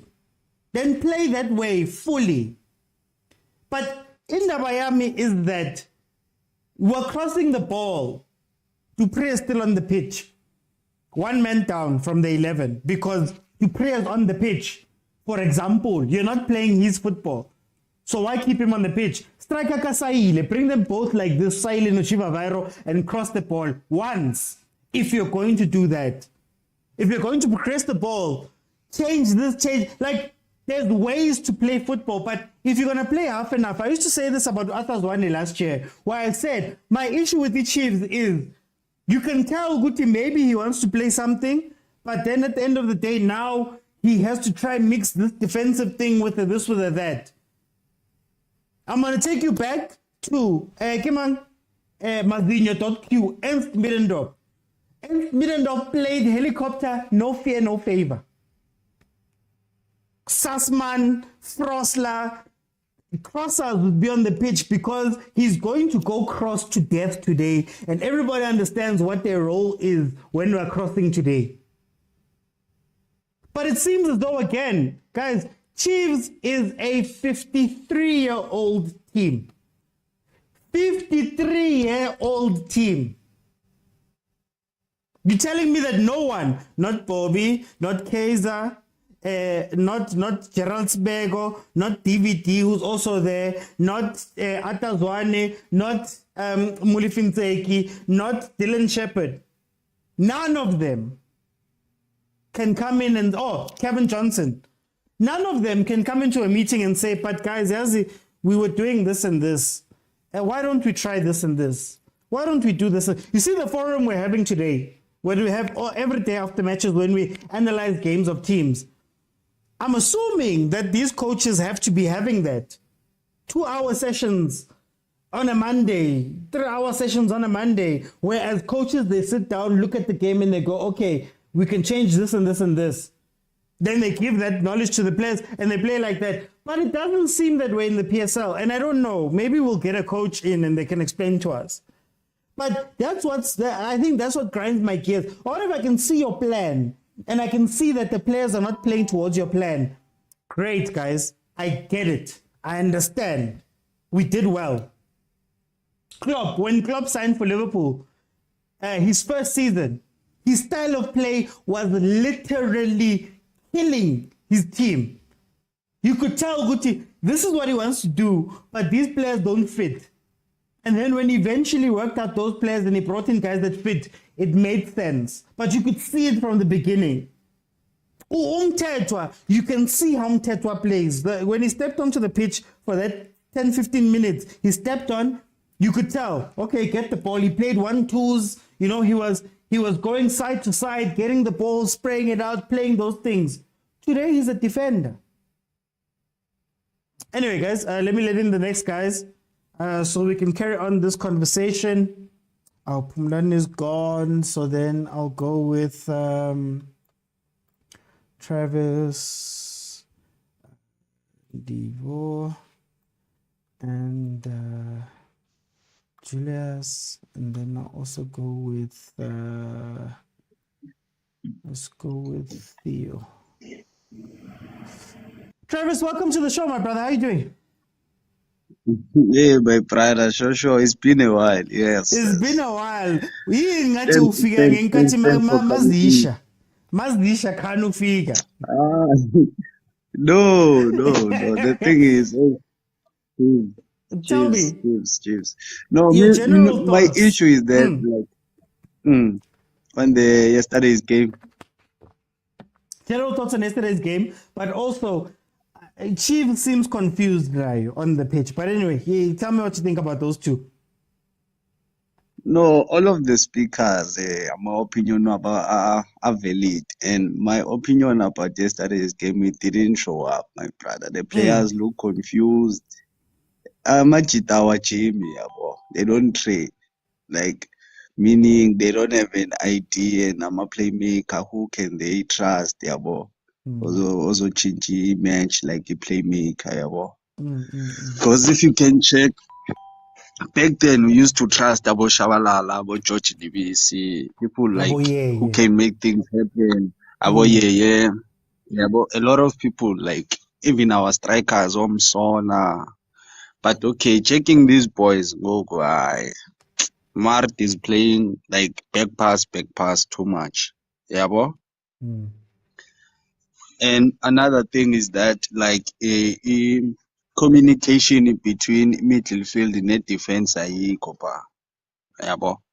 they leave too many big spaces in between. Because what I've noticed, it's easy to beat Chiefs if like Ubabamba get counter attack. Yeah. Very easy to beat them, my brother. But and promoting these boys and not playing them, that's my other problem. There's no plan for them. I keep telling you guys, I'm not plan for the youngsters. There's no So you plan. can't play for these boys. Play two number 6, ne? Yeah. So that even if they lose the ball, we cover a back. Tetwa is there, ne? Tetwa is there, Castillo is there. Short passes. You want a transition play, ukhona uNgcobo, ukhona uDansane, ukhona ubani Khadeb. There are a lot of players who can play in front of Mtetwa and Castillo. Do you understand, my brother? Okay, if maybe one is injured, maybe bakhona or Matlo. Do you understand, my brother? Because what I've noticed about Chiefs, they want to cross. Real football, and it's not the thing that is gonna work for them. Those players, like, they must put the ball down, and baleka confidence. They are not confident on the ball. They don't have a vision. Ilento enginibuza yona every day when I ask you guys, you want to play that football. You see that football, you see the players. Does your coach see that?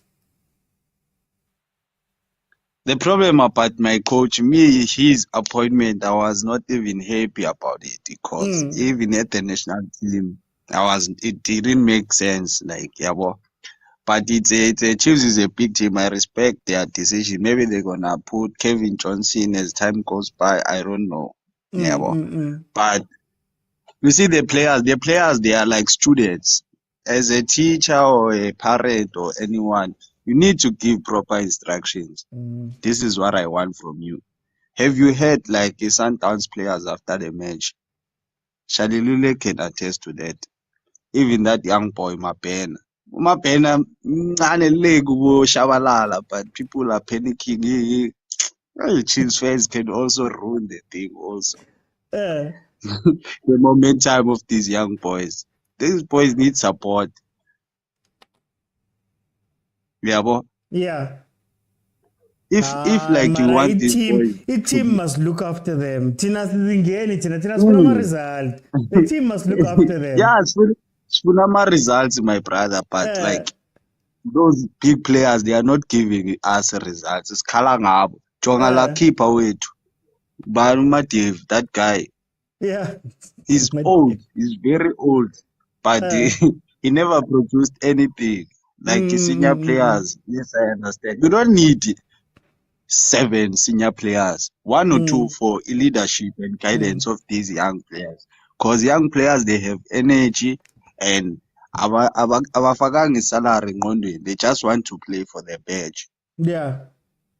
Then they can grow, then they understand. They can also be senior players.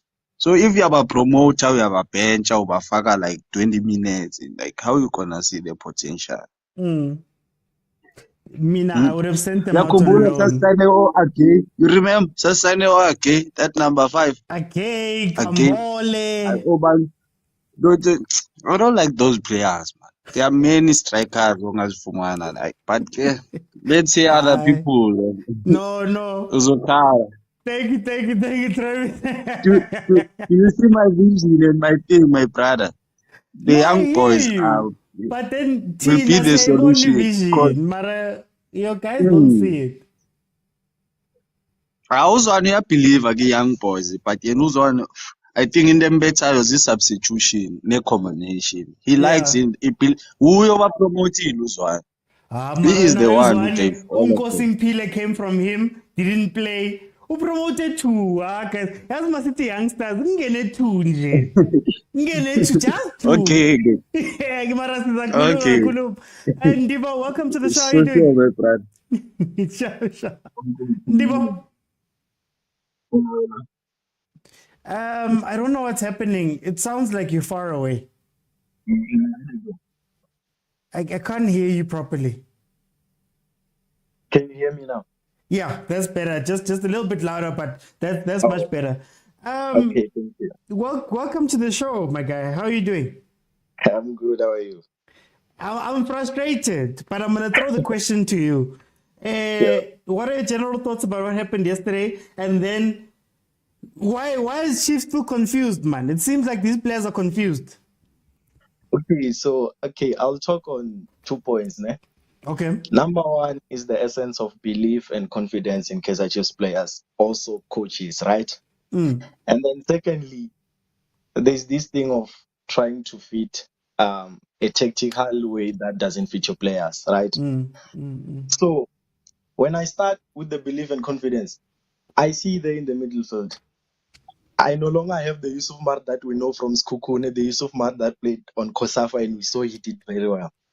Now, the Yusuf Mart that we have, he doesn't believe in himself anymore. That's the thing. That's the first thing. He lost confidence. Because always Yusuf Mart, let's say Mtetra or Castillo holds the ball, Yusuf Mart is pressing wide. He doesn't collect the ball. He runs away. Like this video that I once saw of Pep Guardiola saying, I can forgive you for any mistake that you do in the field, but the mistake of not wanting the ball, that's unforgivable. So that's what Yusuf Mart is doing. And then at this point, I feel like Yusuf Mart should just like take a bit of rest, maybe play him as a substitute. Because, okay, honestly, Yusuf Mart is a good player. We cannot disagree that he's a good player, but what he's doing at Kaizer Chiefs is totally different. You understand? Now you brought in Mtetra. Mtetra is a player that believes in playing short passes. Let's play. Let's combine. Let's combine from the defense to the attack. Let's combine. Now, the players that he's with in the midfield are not playing to his way of playing. You could see at Stellis, he had this boy, Jaden Adams. He could play very well with both Jaden Adams and Siabonga. Exactly. And Mtetra can like play in different situations. Mtetra can start a ball with speed, or he can lower the tempo of the football. So at Kaizer Chiefs, what I think should be done now is this thing: bring in players that can play, players that have confidence. There's players that have confidence are sitting at the bench. Those were the boys that came into the game and were like, these boys can hold the game. Like at the young age, they have that spirit of holding. They know they are playing for the badge. Now these old players, I don't know what's happening with them. To be honest, I don't know what's happening with them, because they lost. All of them they lost. You look at the front three, they're all standing. It's either they're standing with along the third official line.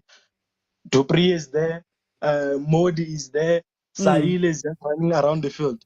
Why don't you play Dupree as a central attacker? Then bring in Kosing playing or Mdu or Zwane. Let them combine until you get to Dupree. That's when you will utilize Dupree's speed. Play along, drag them to you, call the opponents to you. Then you can play those through passes, those long balls to Dupree. That way you're killing the team. Yesterday, Eric Tinkler came with a deep block.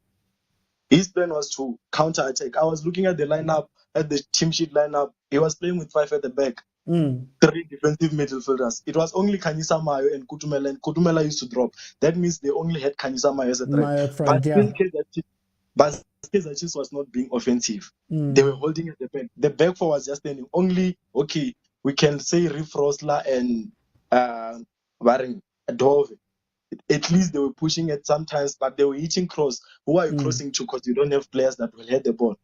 Second half, they brought in Chivaviro. Chivaviro, you are playing only one striker, and you're expecting him to head all those crosses. How? How is that even possible? Versus 5 defenders and a tall goalkeeper who's won every ball that has come in. Exactly. All those 5 defenders, you have Lorenzo Godino, you have Chacho Mukeke, they all have height.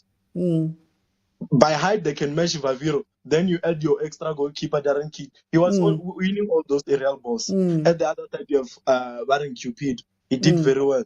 Yesterday, I could say maybe Cupido would have been man of the match, but still well deserving to the goalkeeper. And then let's go to the goal. There was no threat in that goal. I was rechecking that goal to check how many Cape Town City players were there. You had 2, okay, 3 with this. 3 with the crosser, yeah, but 2. Yeah, you had 2 against 5 because Taylor went back and you already had your 4 defenders. I checked all their postures. They were all facing towards the ball, especially Edmilson Dove. One poster that I feel like it was all defenders were supposed to stand like that. It was Chata Club. If you could visit that goal, you could see his posture. It's like, okay, if this ball comes in back and a player finds it, I can block him. But Edmilson Dove is facing towards this post and the goals. Obviously, if it passes him, there's no way he will recover. And that's how you consider the goal. Kune, I don't know. I don't understand why you went to the first post when you have 2 defenders already in your first post. He was standing with the first post. But aren't these things basic, man? Aren't these things, take it aside, aren't these things meant to be basic for guys who do this for a living, man? And they're seniors at that moment. They're seniors. The difference between Kaizer Chiefs, Pirates, and Sundowns is Pirates and Sundowns don't complicate football. It's basic. This is what we do. Okay, you only have your Chambers one, your Alain, who will be creative. But the rest of the team is basic football. Rivado was here, trap pass. We have 2 options on my left and my right. Triangles are already built. Even at Pirates, it's the same thing. Pirates is just lacking that thing of scoring. But basic is there. You can see these guys are trying. They're enjoying the philosophy of the ball. They're enjoying to play. But then at Kaizer Chiefs, confidence is not there. Yusuf Mart is always away. You give him the ball, it's either hit you with a back pass. Where is that creativity in him? The creativity that we know him for. I watched Yusuf Mart at Kosafa, Skukune when they were still at NFD. Excellent. The leadership was there. But now you also give him the captain's arm belt. Yeah, last season he was the captain. Last season he was captain.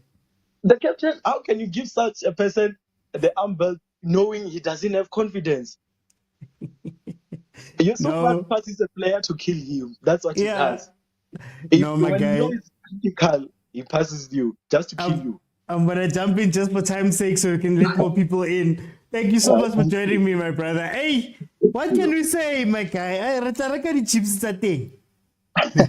you. Thank you so much for joining me, my brother. Pratulias, welcome to the show. How are you doing? Hello, Brafan man. Ahuluki man, mo sa itin laro na man. Ahuluki, can complain? Tell me, we won a strong match ena. Yeah, Chiefs, the Cape Town City. And why is it, man, or they're still confused? Yeah, for me, game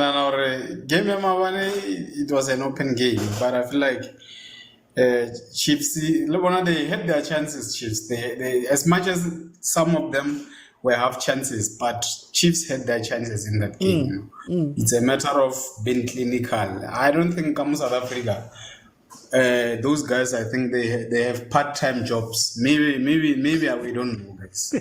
Because some of the things someone came here and talked about, they don't do the basics. Like on a serious note, just trap the ball past the person that's wearing the same jersey as you.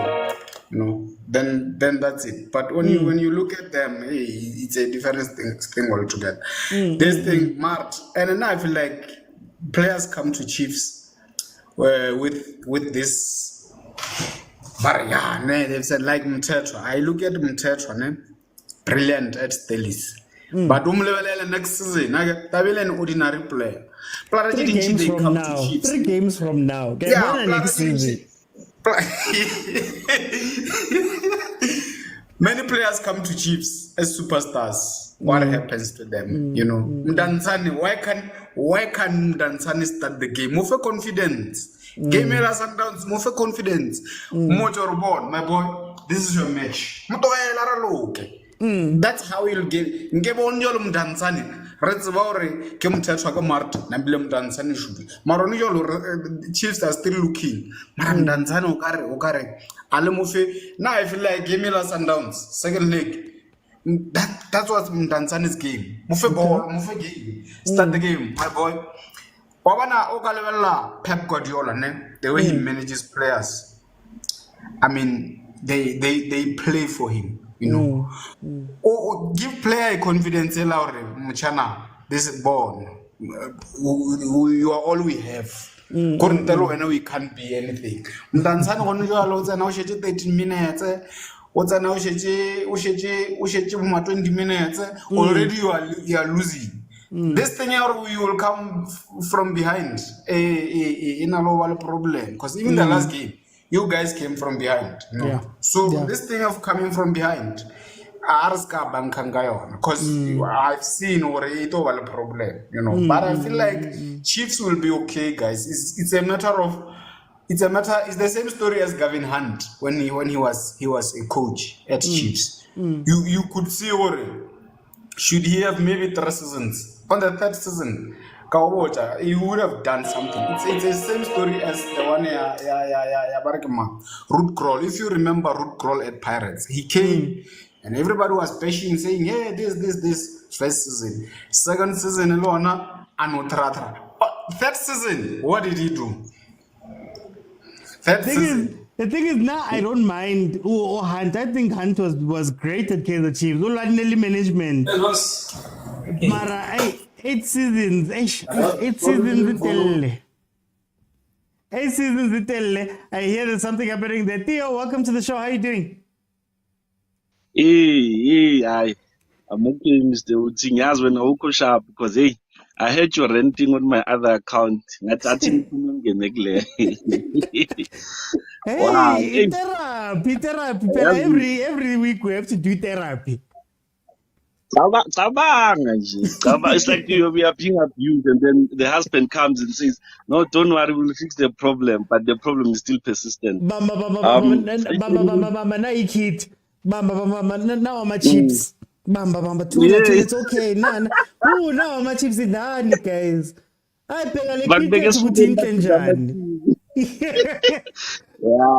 But tell me, Theo, what are general thoughts, the game from yesterday? And then why does Kaizer Chiefs still look confused, man? First and foremost, I want to greet you, Mr. Otsi, and the panels. I've been listening to the guys.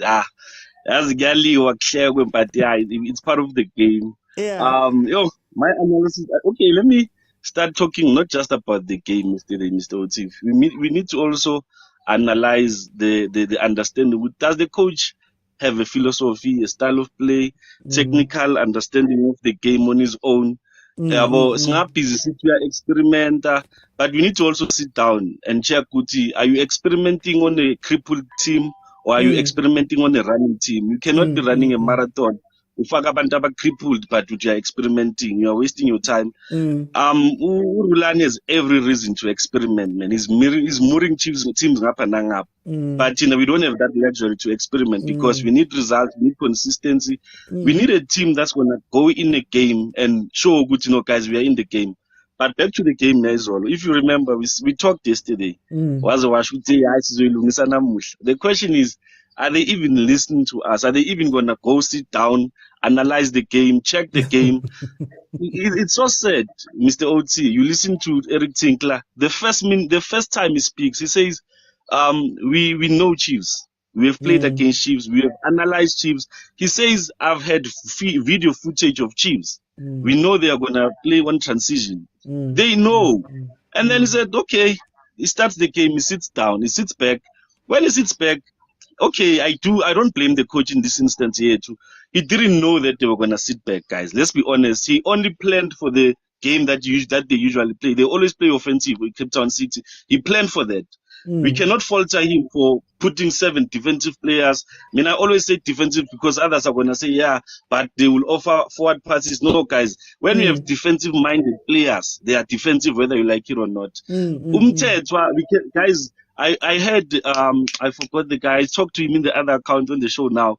He said Umthetwa is not, guys, Umthetwa is a Katsand, is a Nengomashe. Don't expect Umthetwa to be Ubanu Bochavi. He's not going to do that. Maybe as time goes on, he will do that when he gets the confidence in the team. You mustn't die, we'll be complicating things. I'm telling you facts. I'm telling you, this is how South African players are. We have to accept that, guys. This is South African players. Okay, I can take you to Pirate. Take Ben Mutfar. Take Munar. You will see, they tried to make them offensive. They failed. They failed. That's why they're bringing in Rondo, who's more offensively minded and still play them. There's a reason why is that. But at Chiefs, you put in a player like that, you still have a Castillo. You still have a Matt. Guys, technically, I don't have a problem with the guys. My problem is football intelligence. Guys, okay, we can blame the coach, guys. We are angry at the coach. But you said this thing in the beginning of the show. It's not about being good. It's about being effective. They pass you the ball, Matt. Every time when you turn with the ball, every time when you look for an overheat, what goes on in your mind? You're like, I am doing a good thing. No, guys, we can't be saying that. So, my problem with Chiefs is simple.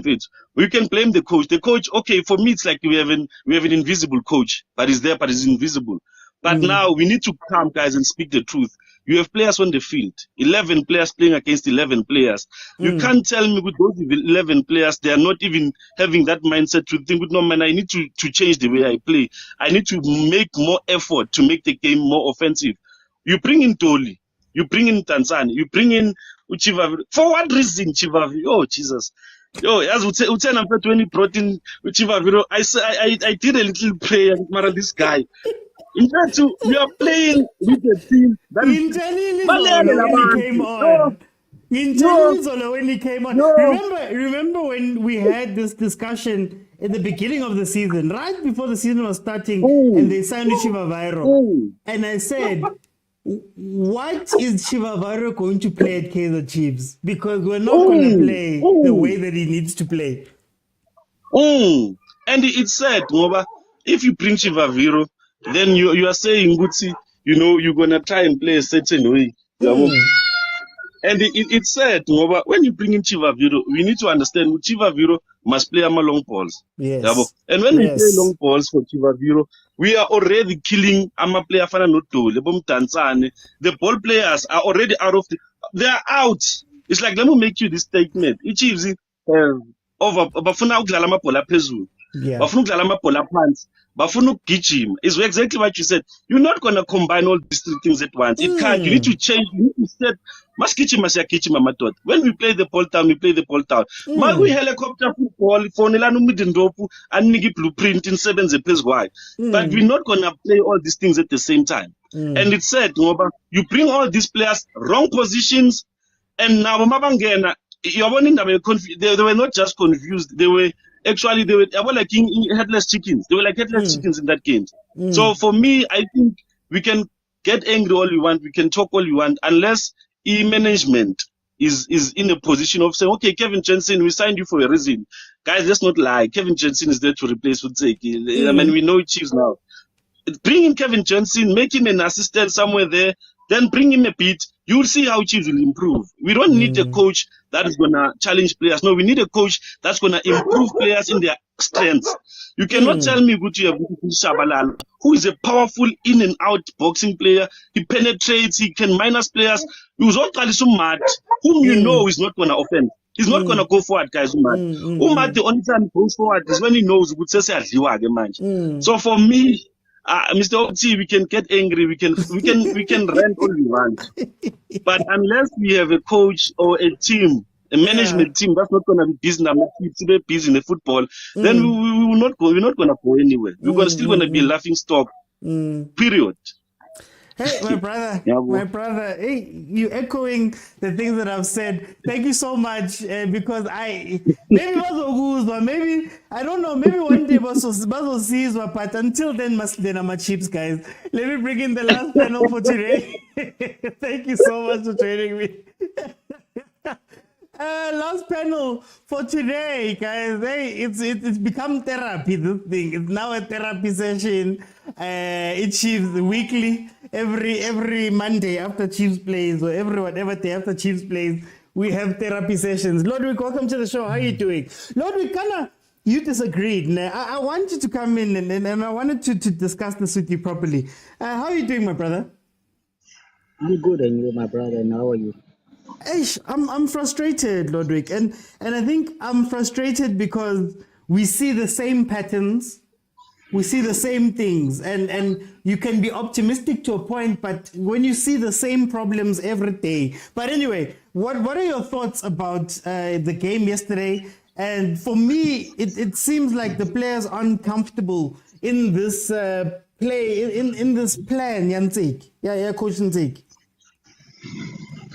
You know, the Chiefs that I saw yesterday, to be honest, is the best Chiefs that has ever played this season.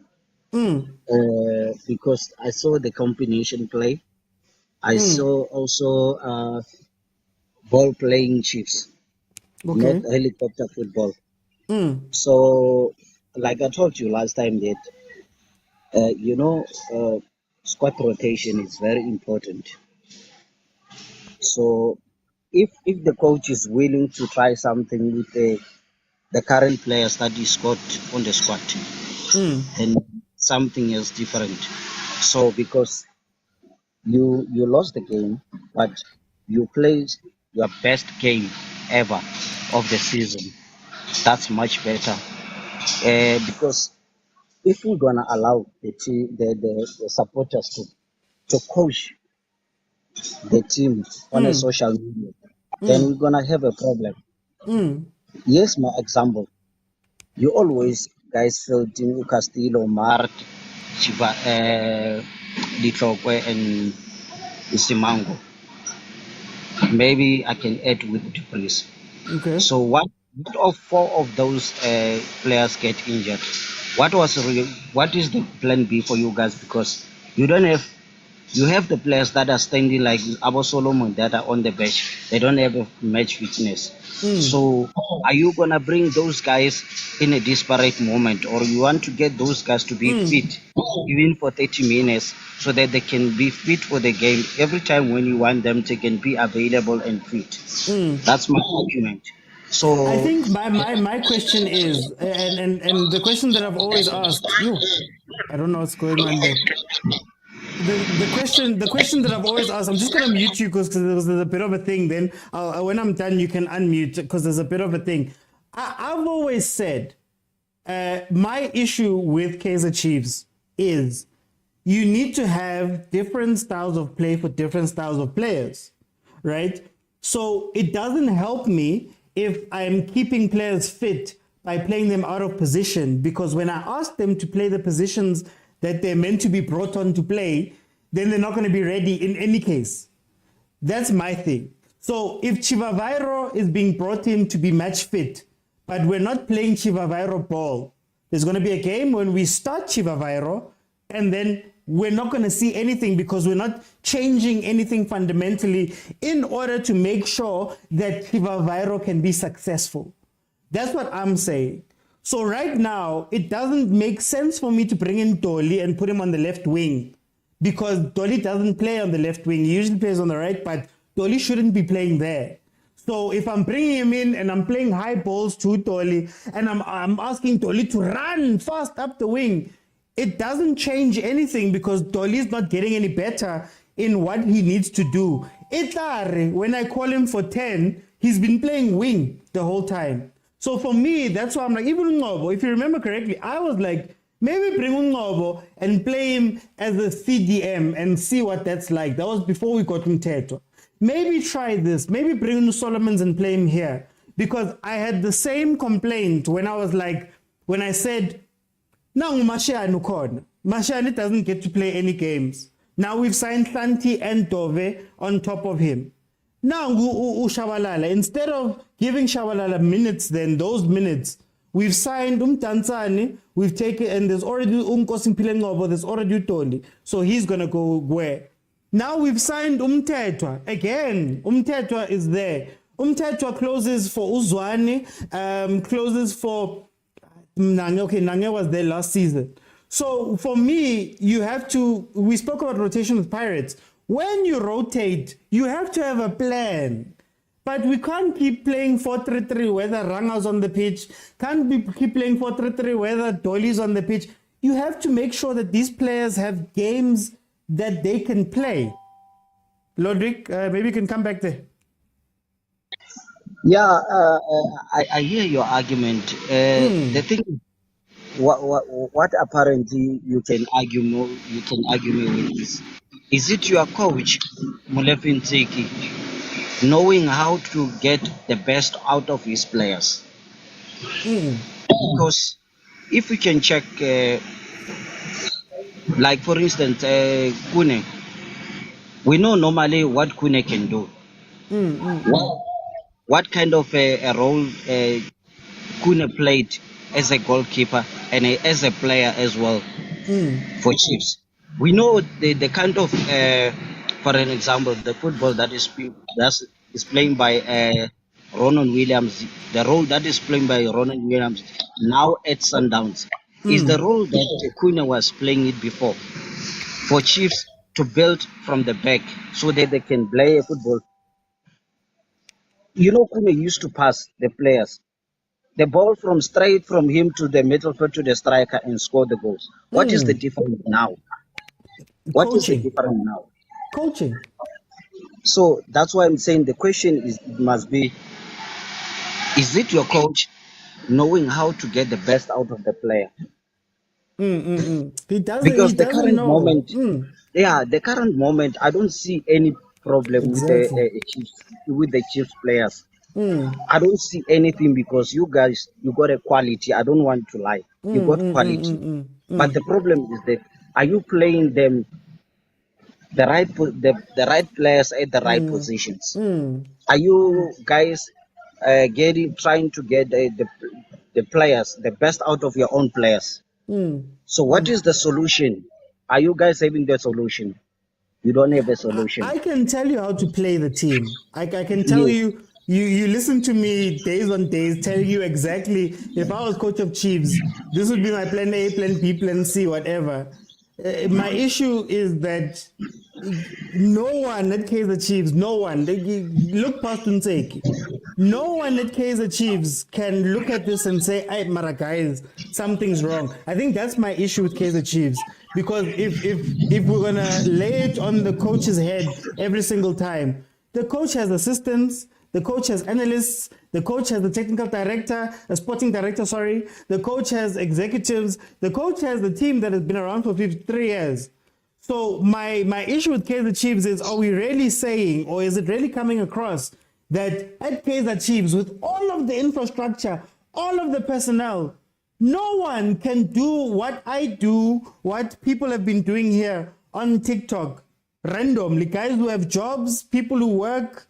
No one at Chiefs is going, yo guys, Mara, Naimbo. That's my issue with Kaizer Chiefs.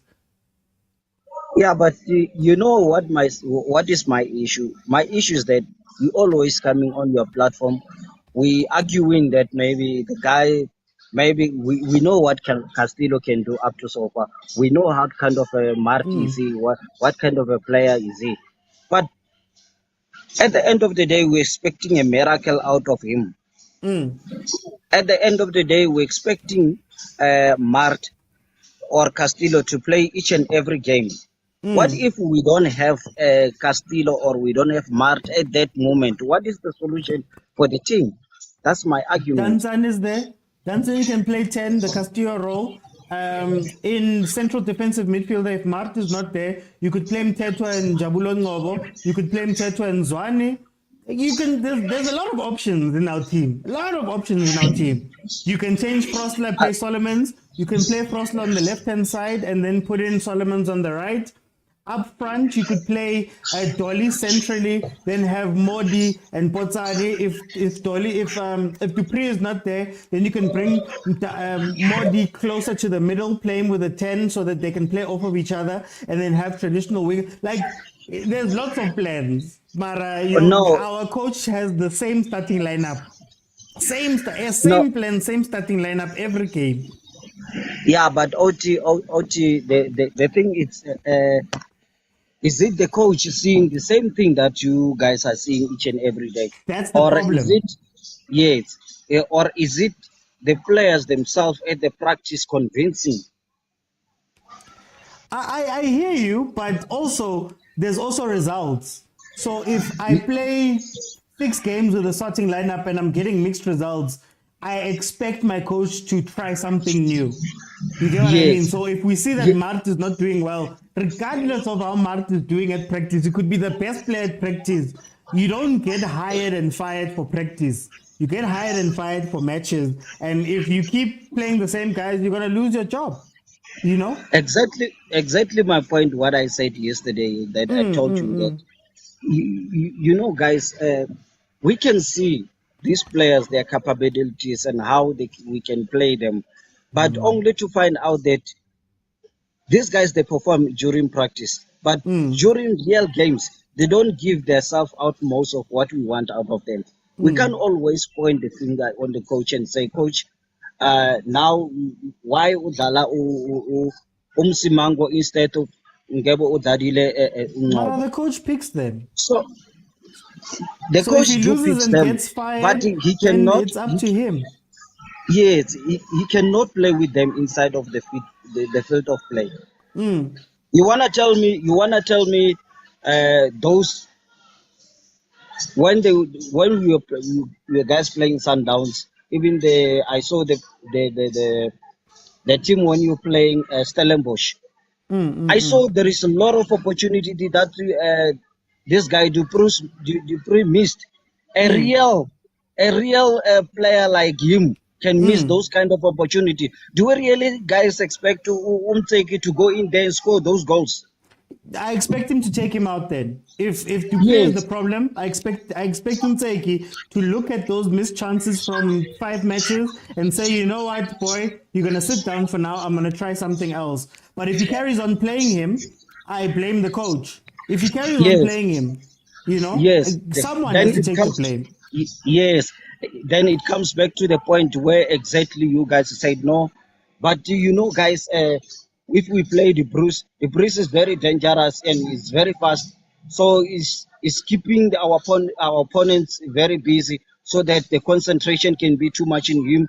Then we're getting lesser pressure. So why are you guys taking that guy out, such a kind of a player out? Whereas he's not scoring the goals. You get But my he's point? also playing on the wing. He scored goals from the Yes. center, but now the coach is taking him to the wing. Yes, You that's know? my argument. My Okay. argument is that we always guys looking at miracles out of the players, but whereas guys, there is 11 players inside the field of play. They are all of them professionals. They has to do. Okay, no, I hear you, my brother. I hear you. For time's sake, let me bring in the other two. Lebza, welcome to the show. How are you doing? Ish, I'm not good. I'm not good, man. What's wrong? Into the etsahalang with Chiefs. But we still have long way to go, my brother. To be honest, but because no expecting coach Nseki, because coach Nseki kike one coach am PSL. I think this year. Why experiment? Coach Chiefs nowadays why get it, ne? But I think Chelsea are quality players, when they that coaching bothata plus midfielder a lot of team down, to be honest. We can't play Marte Mtetwa and Barkima Castillo at the Martin same Tatale time. Castillo, yeah. We can't. You must at least sacrifice one. Play Castillo and or try to bring Marco. At least go nale barking creative mo midfielder, but now I wanna see two Chiefs, to be honest, my brother. I wanna next midfielder ya rona ba there's no combination ba kwa ba kore ha mothetho ha thola bolo o tshwanetse a pateletse ke gore a boele go go ba re ke mang a tshameke di long pass khona ke bothata ko Chiefs, my brother. Ke bothata, to be honest. And I can't understand gore Chiefs ba tla go tshameka jang a tshameka di barking a tshameka di counter attack a tshameka di long ball or di cross gore ke kgone go understand. And there are some players like I haven't seen Barakimang. Bulemudu was there yesterday, Yeah, he was in the starting lineup. But I haven't seen much of him yesterday. Yeah. But he keep on playing them every week. But how about face it? Coaching, Marunali team. I think that's why Moto. It's not just 11 players, and over signile, o Chivavaro bo Gonzalez, o signile bo Mtanzane bo what. So if Moto ha perform, as a coach, o sheba team ya how and you say, wait, see, I plan for 1, 2, 3, 4, 5. Jwale how one sabereki re kenya 2 akere. Jwale ha chinja go chinja next. I change somebody simply and go Samika Chiefs if you can keep on taking Retro Samika winning this week. Retabereda I can see that Chiefs play well. Next week Rajiwa that other week we are draw no. But I'm not sure, to be honest, for Koji Kiono signing any player like I'm not sure and the everything. Kibata Marte, Kibata Castillo, Kibata Gonzalez, I'm not sure. The way he said it himself. He said at the end of last season, they did a squad audit altogether. Yes. They did a squad audit by checker team and they were like, okay, these players are this and this. Who are the players that we need to bring in? So, nale part of decision eo. How? But do you wait a longer thing or 5 games, 1 win. To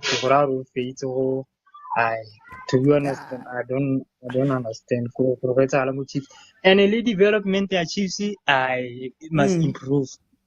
Trying to improve it, to be honest, my brother, because we got players abo shabala habatameke, why ba promote why ba salonwe how to ba tsamikisa abo zwani bo sabelo ga debe ke mathata go Chiefs. Praga. Ke mathata for nako e re ke kenye yes for nako e re ke kenye Tefu will speak properly, my brother, will speak properly ka letsatsi lele.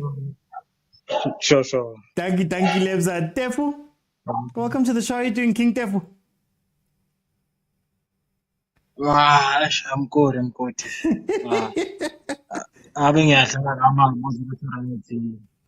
Because nami ngiyakhala ngapha kwezami kodwa-ke ake sicele ngapha kwezakho kakhulu namhlanje. Ngitshele uyibona njani le game izolo and i-Chiefs man ihluleka kuphi man khona something.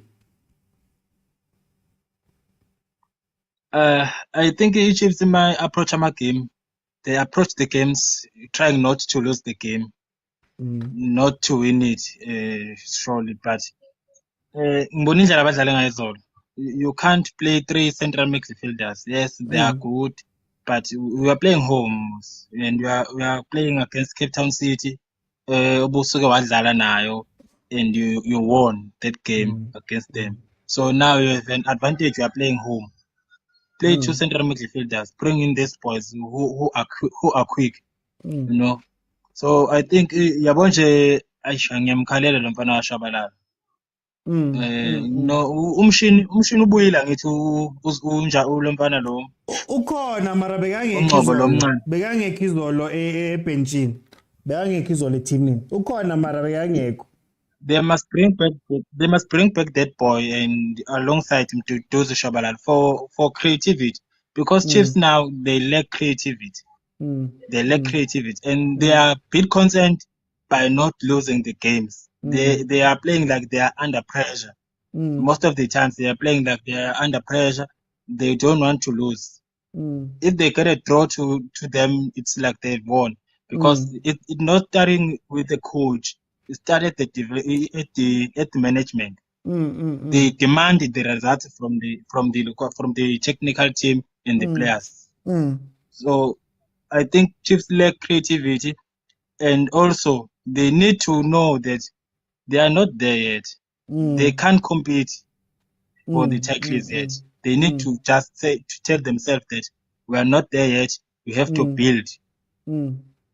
I was happy to hear you saying that if we have kept Kevin Hunt, we would have become a better team now.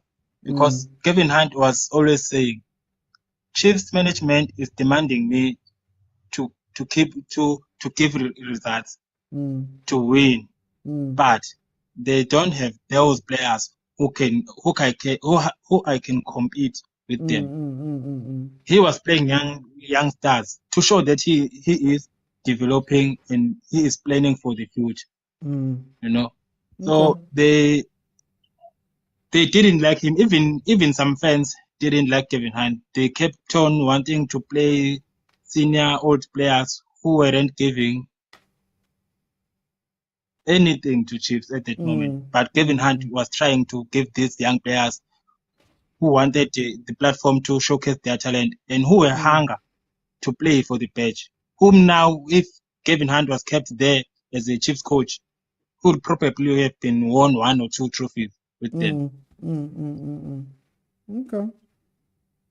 Hey, my brother, I hear you. I hear you, my brother. Just for time, I'm just gonna cut it there, guys. We're gonna come back at 8. We're gonna speak about something else, but please join me at 8. I just want to address something. Is it wrong, Aletu had a comment there that was Upobi did everything fans wanted. Look, I am a guy who has a social media show. I am not a Chiefs director. I'm not a Chiefs chairman. I'm not an executive. I'm not a manager. I'm not a player. I'm not a coach. I'm not an assistant. I'm not an analyst. I'm not any of that stuff. To be honest with you, what I say shouldn't move Chiefs. And that's where the problem comes. Because they're not doing what the fans want because it's the best thing for the team.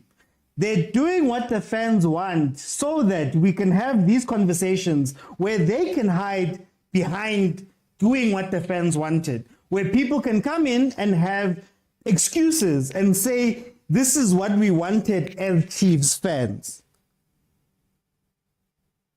When Chiefs was winning, I didn't know who Obua was. I didn't know who Mbesuma was. I didn't know who Ted Dimitri was. Okay, maybe we knew him. I didn't know who Vemezovic was. I didn't know any of that. I was not consulted for anything, but they understood that they were doing the best for the team. So if they're doing the best for the team, it shouldn't be up to me. I can hate Umtseki as much as possible, but if you don't believe in your own vision enough to stick with Umtseki, if you don't believe in your own vision to stick with Kevin, if you don't believe in your own vision to stick with Steve, the other coach, I'm forgetting his name, the Englishman. If you don't believe in the vision, then we're going to be wishy-washy forever, because you can't say you're doing what I want. I didn't interview Baxter. I didn't interview Ntseki. I didn't interview Gavin. I was not part of Middendorf's negotiations. Thank you, agent. I was not part of when Mteto was signed, when Castillo was signed. I was not in South America. I did not sign Pimenyimana. So if they're doing what we want, that's where the problem comes, because I don't have enough information. As I sit here, all I can tell you is what I'm seeing on the pitch. I can hold Unseke, whoever the coach is, accountable, because I am telling you what I'm seeing on the pitch, and the results don't lie. The results are the results. I don't know. I don't know what they do. Do they do video analysis? I don't know who the analysts are. I don't know any of that stuff. I watched the game. So that team needs to then, if they're going by what fans want, that's an issue. They must find what's good for the team and do it. We'll be happy. Sundowns fans were shouting at Pizzo. But Mutsipe was like, you know what, guys? This is my plan. I've done my research. I know what I want. I understand. We've done the due diligence on our side to make sure that this is our man. So it's up to you to stick with him. It's up to you. But this thing of hiding behind fans all the time, it must stop. You hired him. Don't fire him and say, yeah, it's what Chiefs wanted. They hired him. You gave Zwane a 5-year contract, or however long his contract was. You gave Zwane that contract for as long as, I guess that was discussed, negotiated, you all sat down, you gave him the contract for 3 years. Now after one season, you moved down from him. It's not my fault. In fact, grow some balls and then keep with them and tell us, good to know, guys, this is our man. But you can't have fans and turn around when we watch the results on TV, when we see the results, when we see the gameplay. Maybe Ntseki, I don't know what PowerPoint presentation Ntseki brought to his discussions with Kaizer Chiefs. I don't know. Even when they hired him the first time, I don't know. It was a shock to me. No Zwane, I'm sorry. I never want to do Zwane. And my reasoning was very simple. You don't learn at Kaizer Chiefs. Furthermore, you don't learn at a Kaizer Chiefs that is 7 years without a trophy. You're not going to get time. You know, guys, I always say, to coach a big team, very little to do with tactics. Coaching a big team is very little to do with tactics. You got to mind fans. You got to mind ownership. You got to mind what's happening on the pitch. You got to mind PR. Tomorrow you'll say something. Tomorrow will be something else. Today you'll do something. It'll be in the news. It's got way more to do than just tactics. So why put Zwane there? You put Zwane there when you've been winning for 10 seasons. Back to back, new winner. Then you can take a break and say, yo, guys, we can afford to take 4 years and experiment. We can afford to take it and we'll hire him and we'll do whatever because we've been winning for so long. Sundowns right now could hire somebody from out of the blue because they've earned that thing. But to take somebody in a pressure situation who's never pressure coached, who's never coached as a first team coach. You know, one thing Gavin Hunt said, Gavin Hunt said, I asked Steve Kompela, what warned me about this job? What should I look out for? And Steve said, it doesn't matter what you do, draw, win, lose. You're going to be on the back pages tomorrow. You're going to trend. So be aware of that and know that. But in any case, I'm not somebody who wants, they can't hide behind me. I don't get paid by Kaizer Chiefs. I should not be making any decisions for Kaizer Chiefs. Maybe if they could take me and Ningene Lapa, I must go and go be an official Chiefs employee. Blame me all you want, but to blame fans, no, guys. Pelatina sbona lezinto, sbona ama results. Now ama results. Magdiwa, there's no fans. And when they win, they're not going to say, fans, the fans did. No. Xavi's proving a point exactly. Barca starting from scratch and they have won enough. And Xavi had to go coach in Qatar. Xavi was the head coach in Qatar for 2-3 seasons, I think, if I'm not mistaken. For 2-3 seasons. If I'm not mistaken. What's Mark saying? Pirates are in a 4 lose. We spoke about Pirates on Monday at length. Everything that went wrong with guys, come on. But anyway, guys, thank you so much for joining me. I'm going to be back at 8 p.m. So I've got another topic that we're going to speak about. Thank you so much for joining me, guys. If you have not followed, please follow. Like I say, I do this every Monday to Friday, 12:30 in the afternoon. Then Monday to Wednesday, 8 p.m. There's episodes at 8 p.m. And then if you miss out on any of the shows, they are available on Facebook and YouTube in full, as well as other really cool content that I have on there. I just want to go back to this slide, guys. It's important that, please, guys, if you can, please support us content creators that do this, because I do this full time, huge risk in doing this, and I need your help to keep this running in order to do this. We don't have platforms like this where fans can come on and can speak and we can debate things. We're always hearing from old players, we're always hearing from old people, former players, other critics, analysts, and all of that stuff. So we need more platforms like this, but they're funded by Super Sports. So I'm asking, guys, if you could please donate a little something. There is a link in my TikTok, or if you head on over to YouTube, Overthinking Football Show, you can join the membership for as little as 20 Rand a month. It'll really, really help in keeping the lights on and keeping everything running, and making this worthwhile to do full time, and build these things. So we need your help with those type of things. Thank you so much for joining me, guys. Thank you so much for the birthday wishes that we had, man.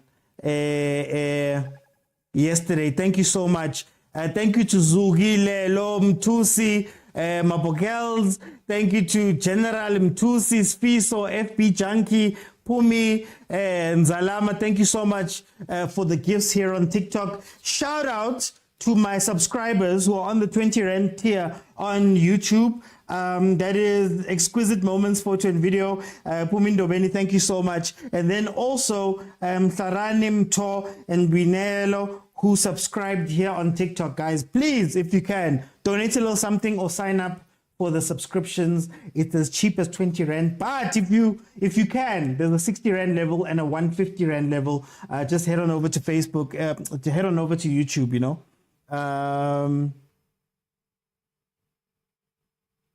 Thank you, Mz. Thank you, everybody. Call my name, please. Percy. Oh, Percy, you must pay for it. Thank you guys so much for joining me. See you guys at 8 tonight.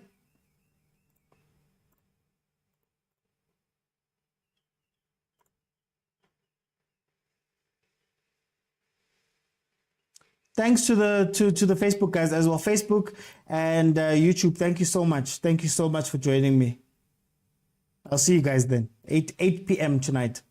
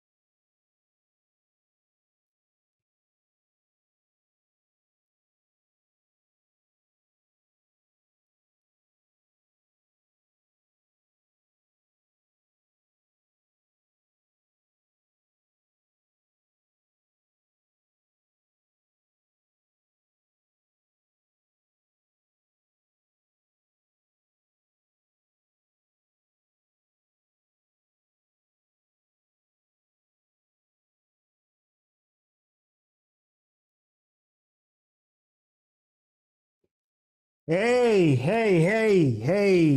Happy birthday. Feels geluk, John. Feels geluk, John. We can actually do Friday. Who's here? Man, thank you, though. Thank you.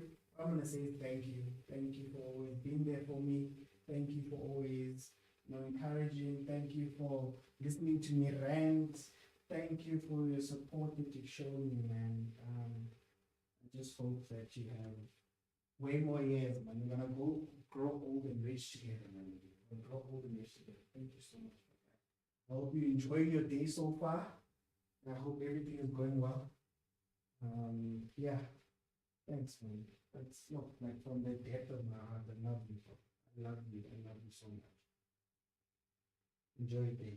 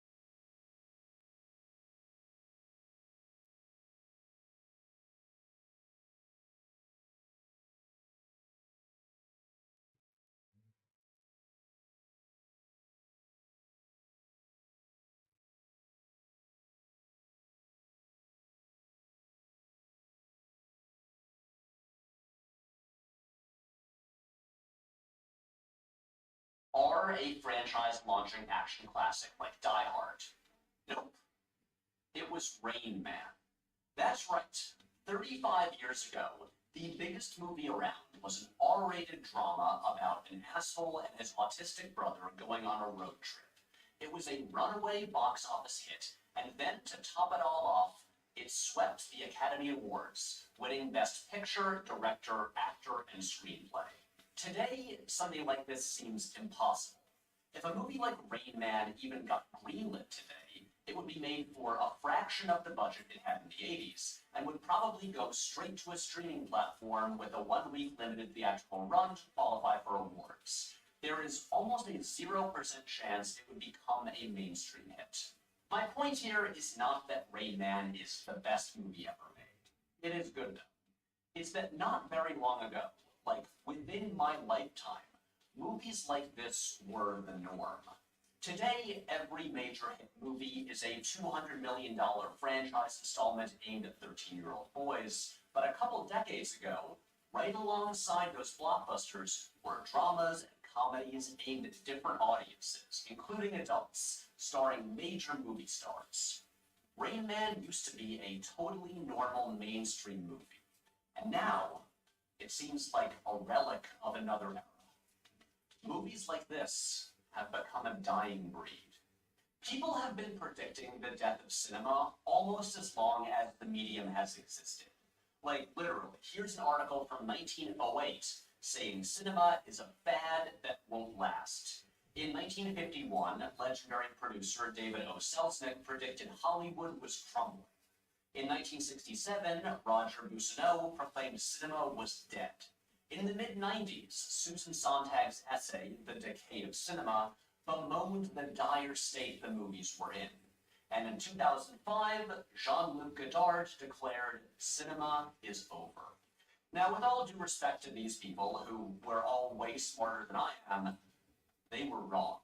Honestly, they had no idea just how good they had it. Cinema wasn't dying in the 50s, and it wasn't dying in the 90s or the mid-2000s. It's dying right now, the year of our Lord, 2023. Right now, people are watching fewer movies than at any other point in the medium's history. It seems like the only movies people leave their homes to watch in a theater are giant budgeted franchise movies based on intellectual properties aimed at children. And lately, even those seem to be failing. At home, people half watch movies while looking at their phones, and those movies are recommended to them by an algorithm and made because they resemble watered-down versions of better movies we liked when we were younger. Those movies are released on streaming platforms, an industry that also seems to be crumbling. Look, every single year, plenty of great movies get made, but fewer and fewer people each year are actually watching them. I'm not complaining that mainstream audiences aren't, like, rushing to see the new Apichat Weerasethakal movie or other dense, difficult art house fare. I'm talking about what used to be totally normal movies made for wide audiences. In 1979, the biggest movie of the year was Kramer vs. Kramer, a drama about a family going through a divorce. 40 years later, Marriage Story was released, an extremely similar movie with huge critical acclaim, also featuring big movie stars. But now, this is treated as a niche art house film, and it's watched by a fraction of the audience that watched Kramer vs. Kramer 40 years earlier. So what happened? How did we get here? Here's a clip of Trevor Noah on The Daily Show last year, complaining that the movies nominated for Oscars are the boring vegetables of movies that no one actually wants to watch. Because, like, the Oscars is never, like, shit that I've seen. They're never like, and the nominees are Transformers. Seen it? I'm just saying there's a disconnect clearly between, like, what we want to watch and what we should watch. It's like, these movies are the vegetables of movies. And look, I'm aware that theoretically he's a smart guy, but he sounds like a 12-year-old. The Oscar-nominated movies he's talking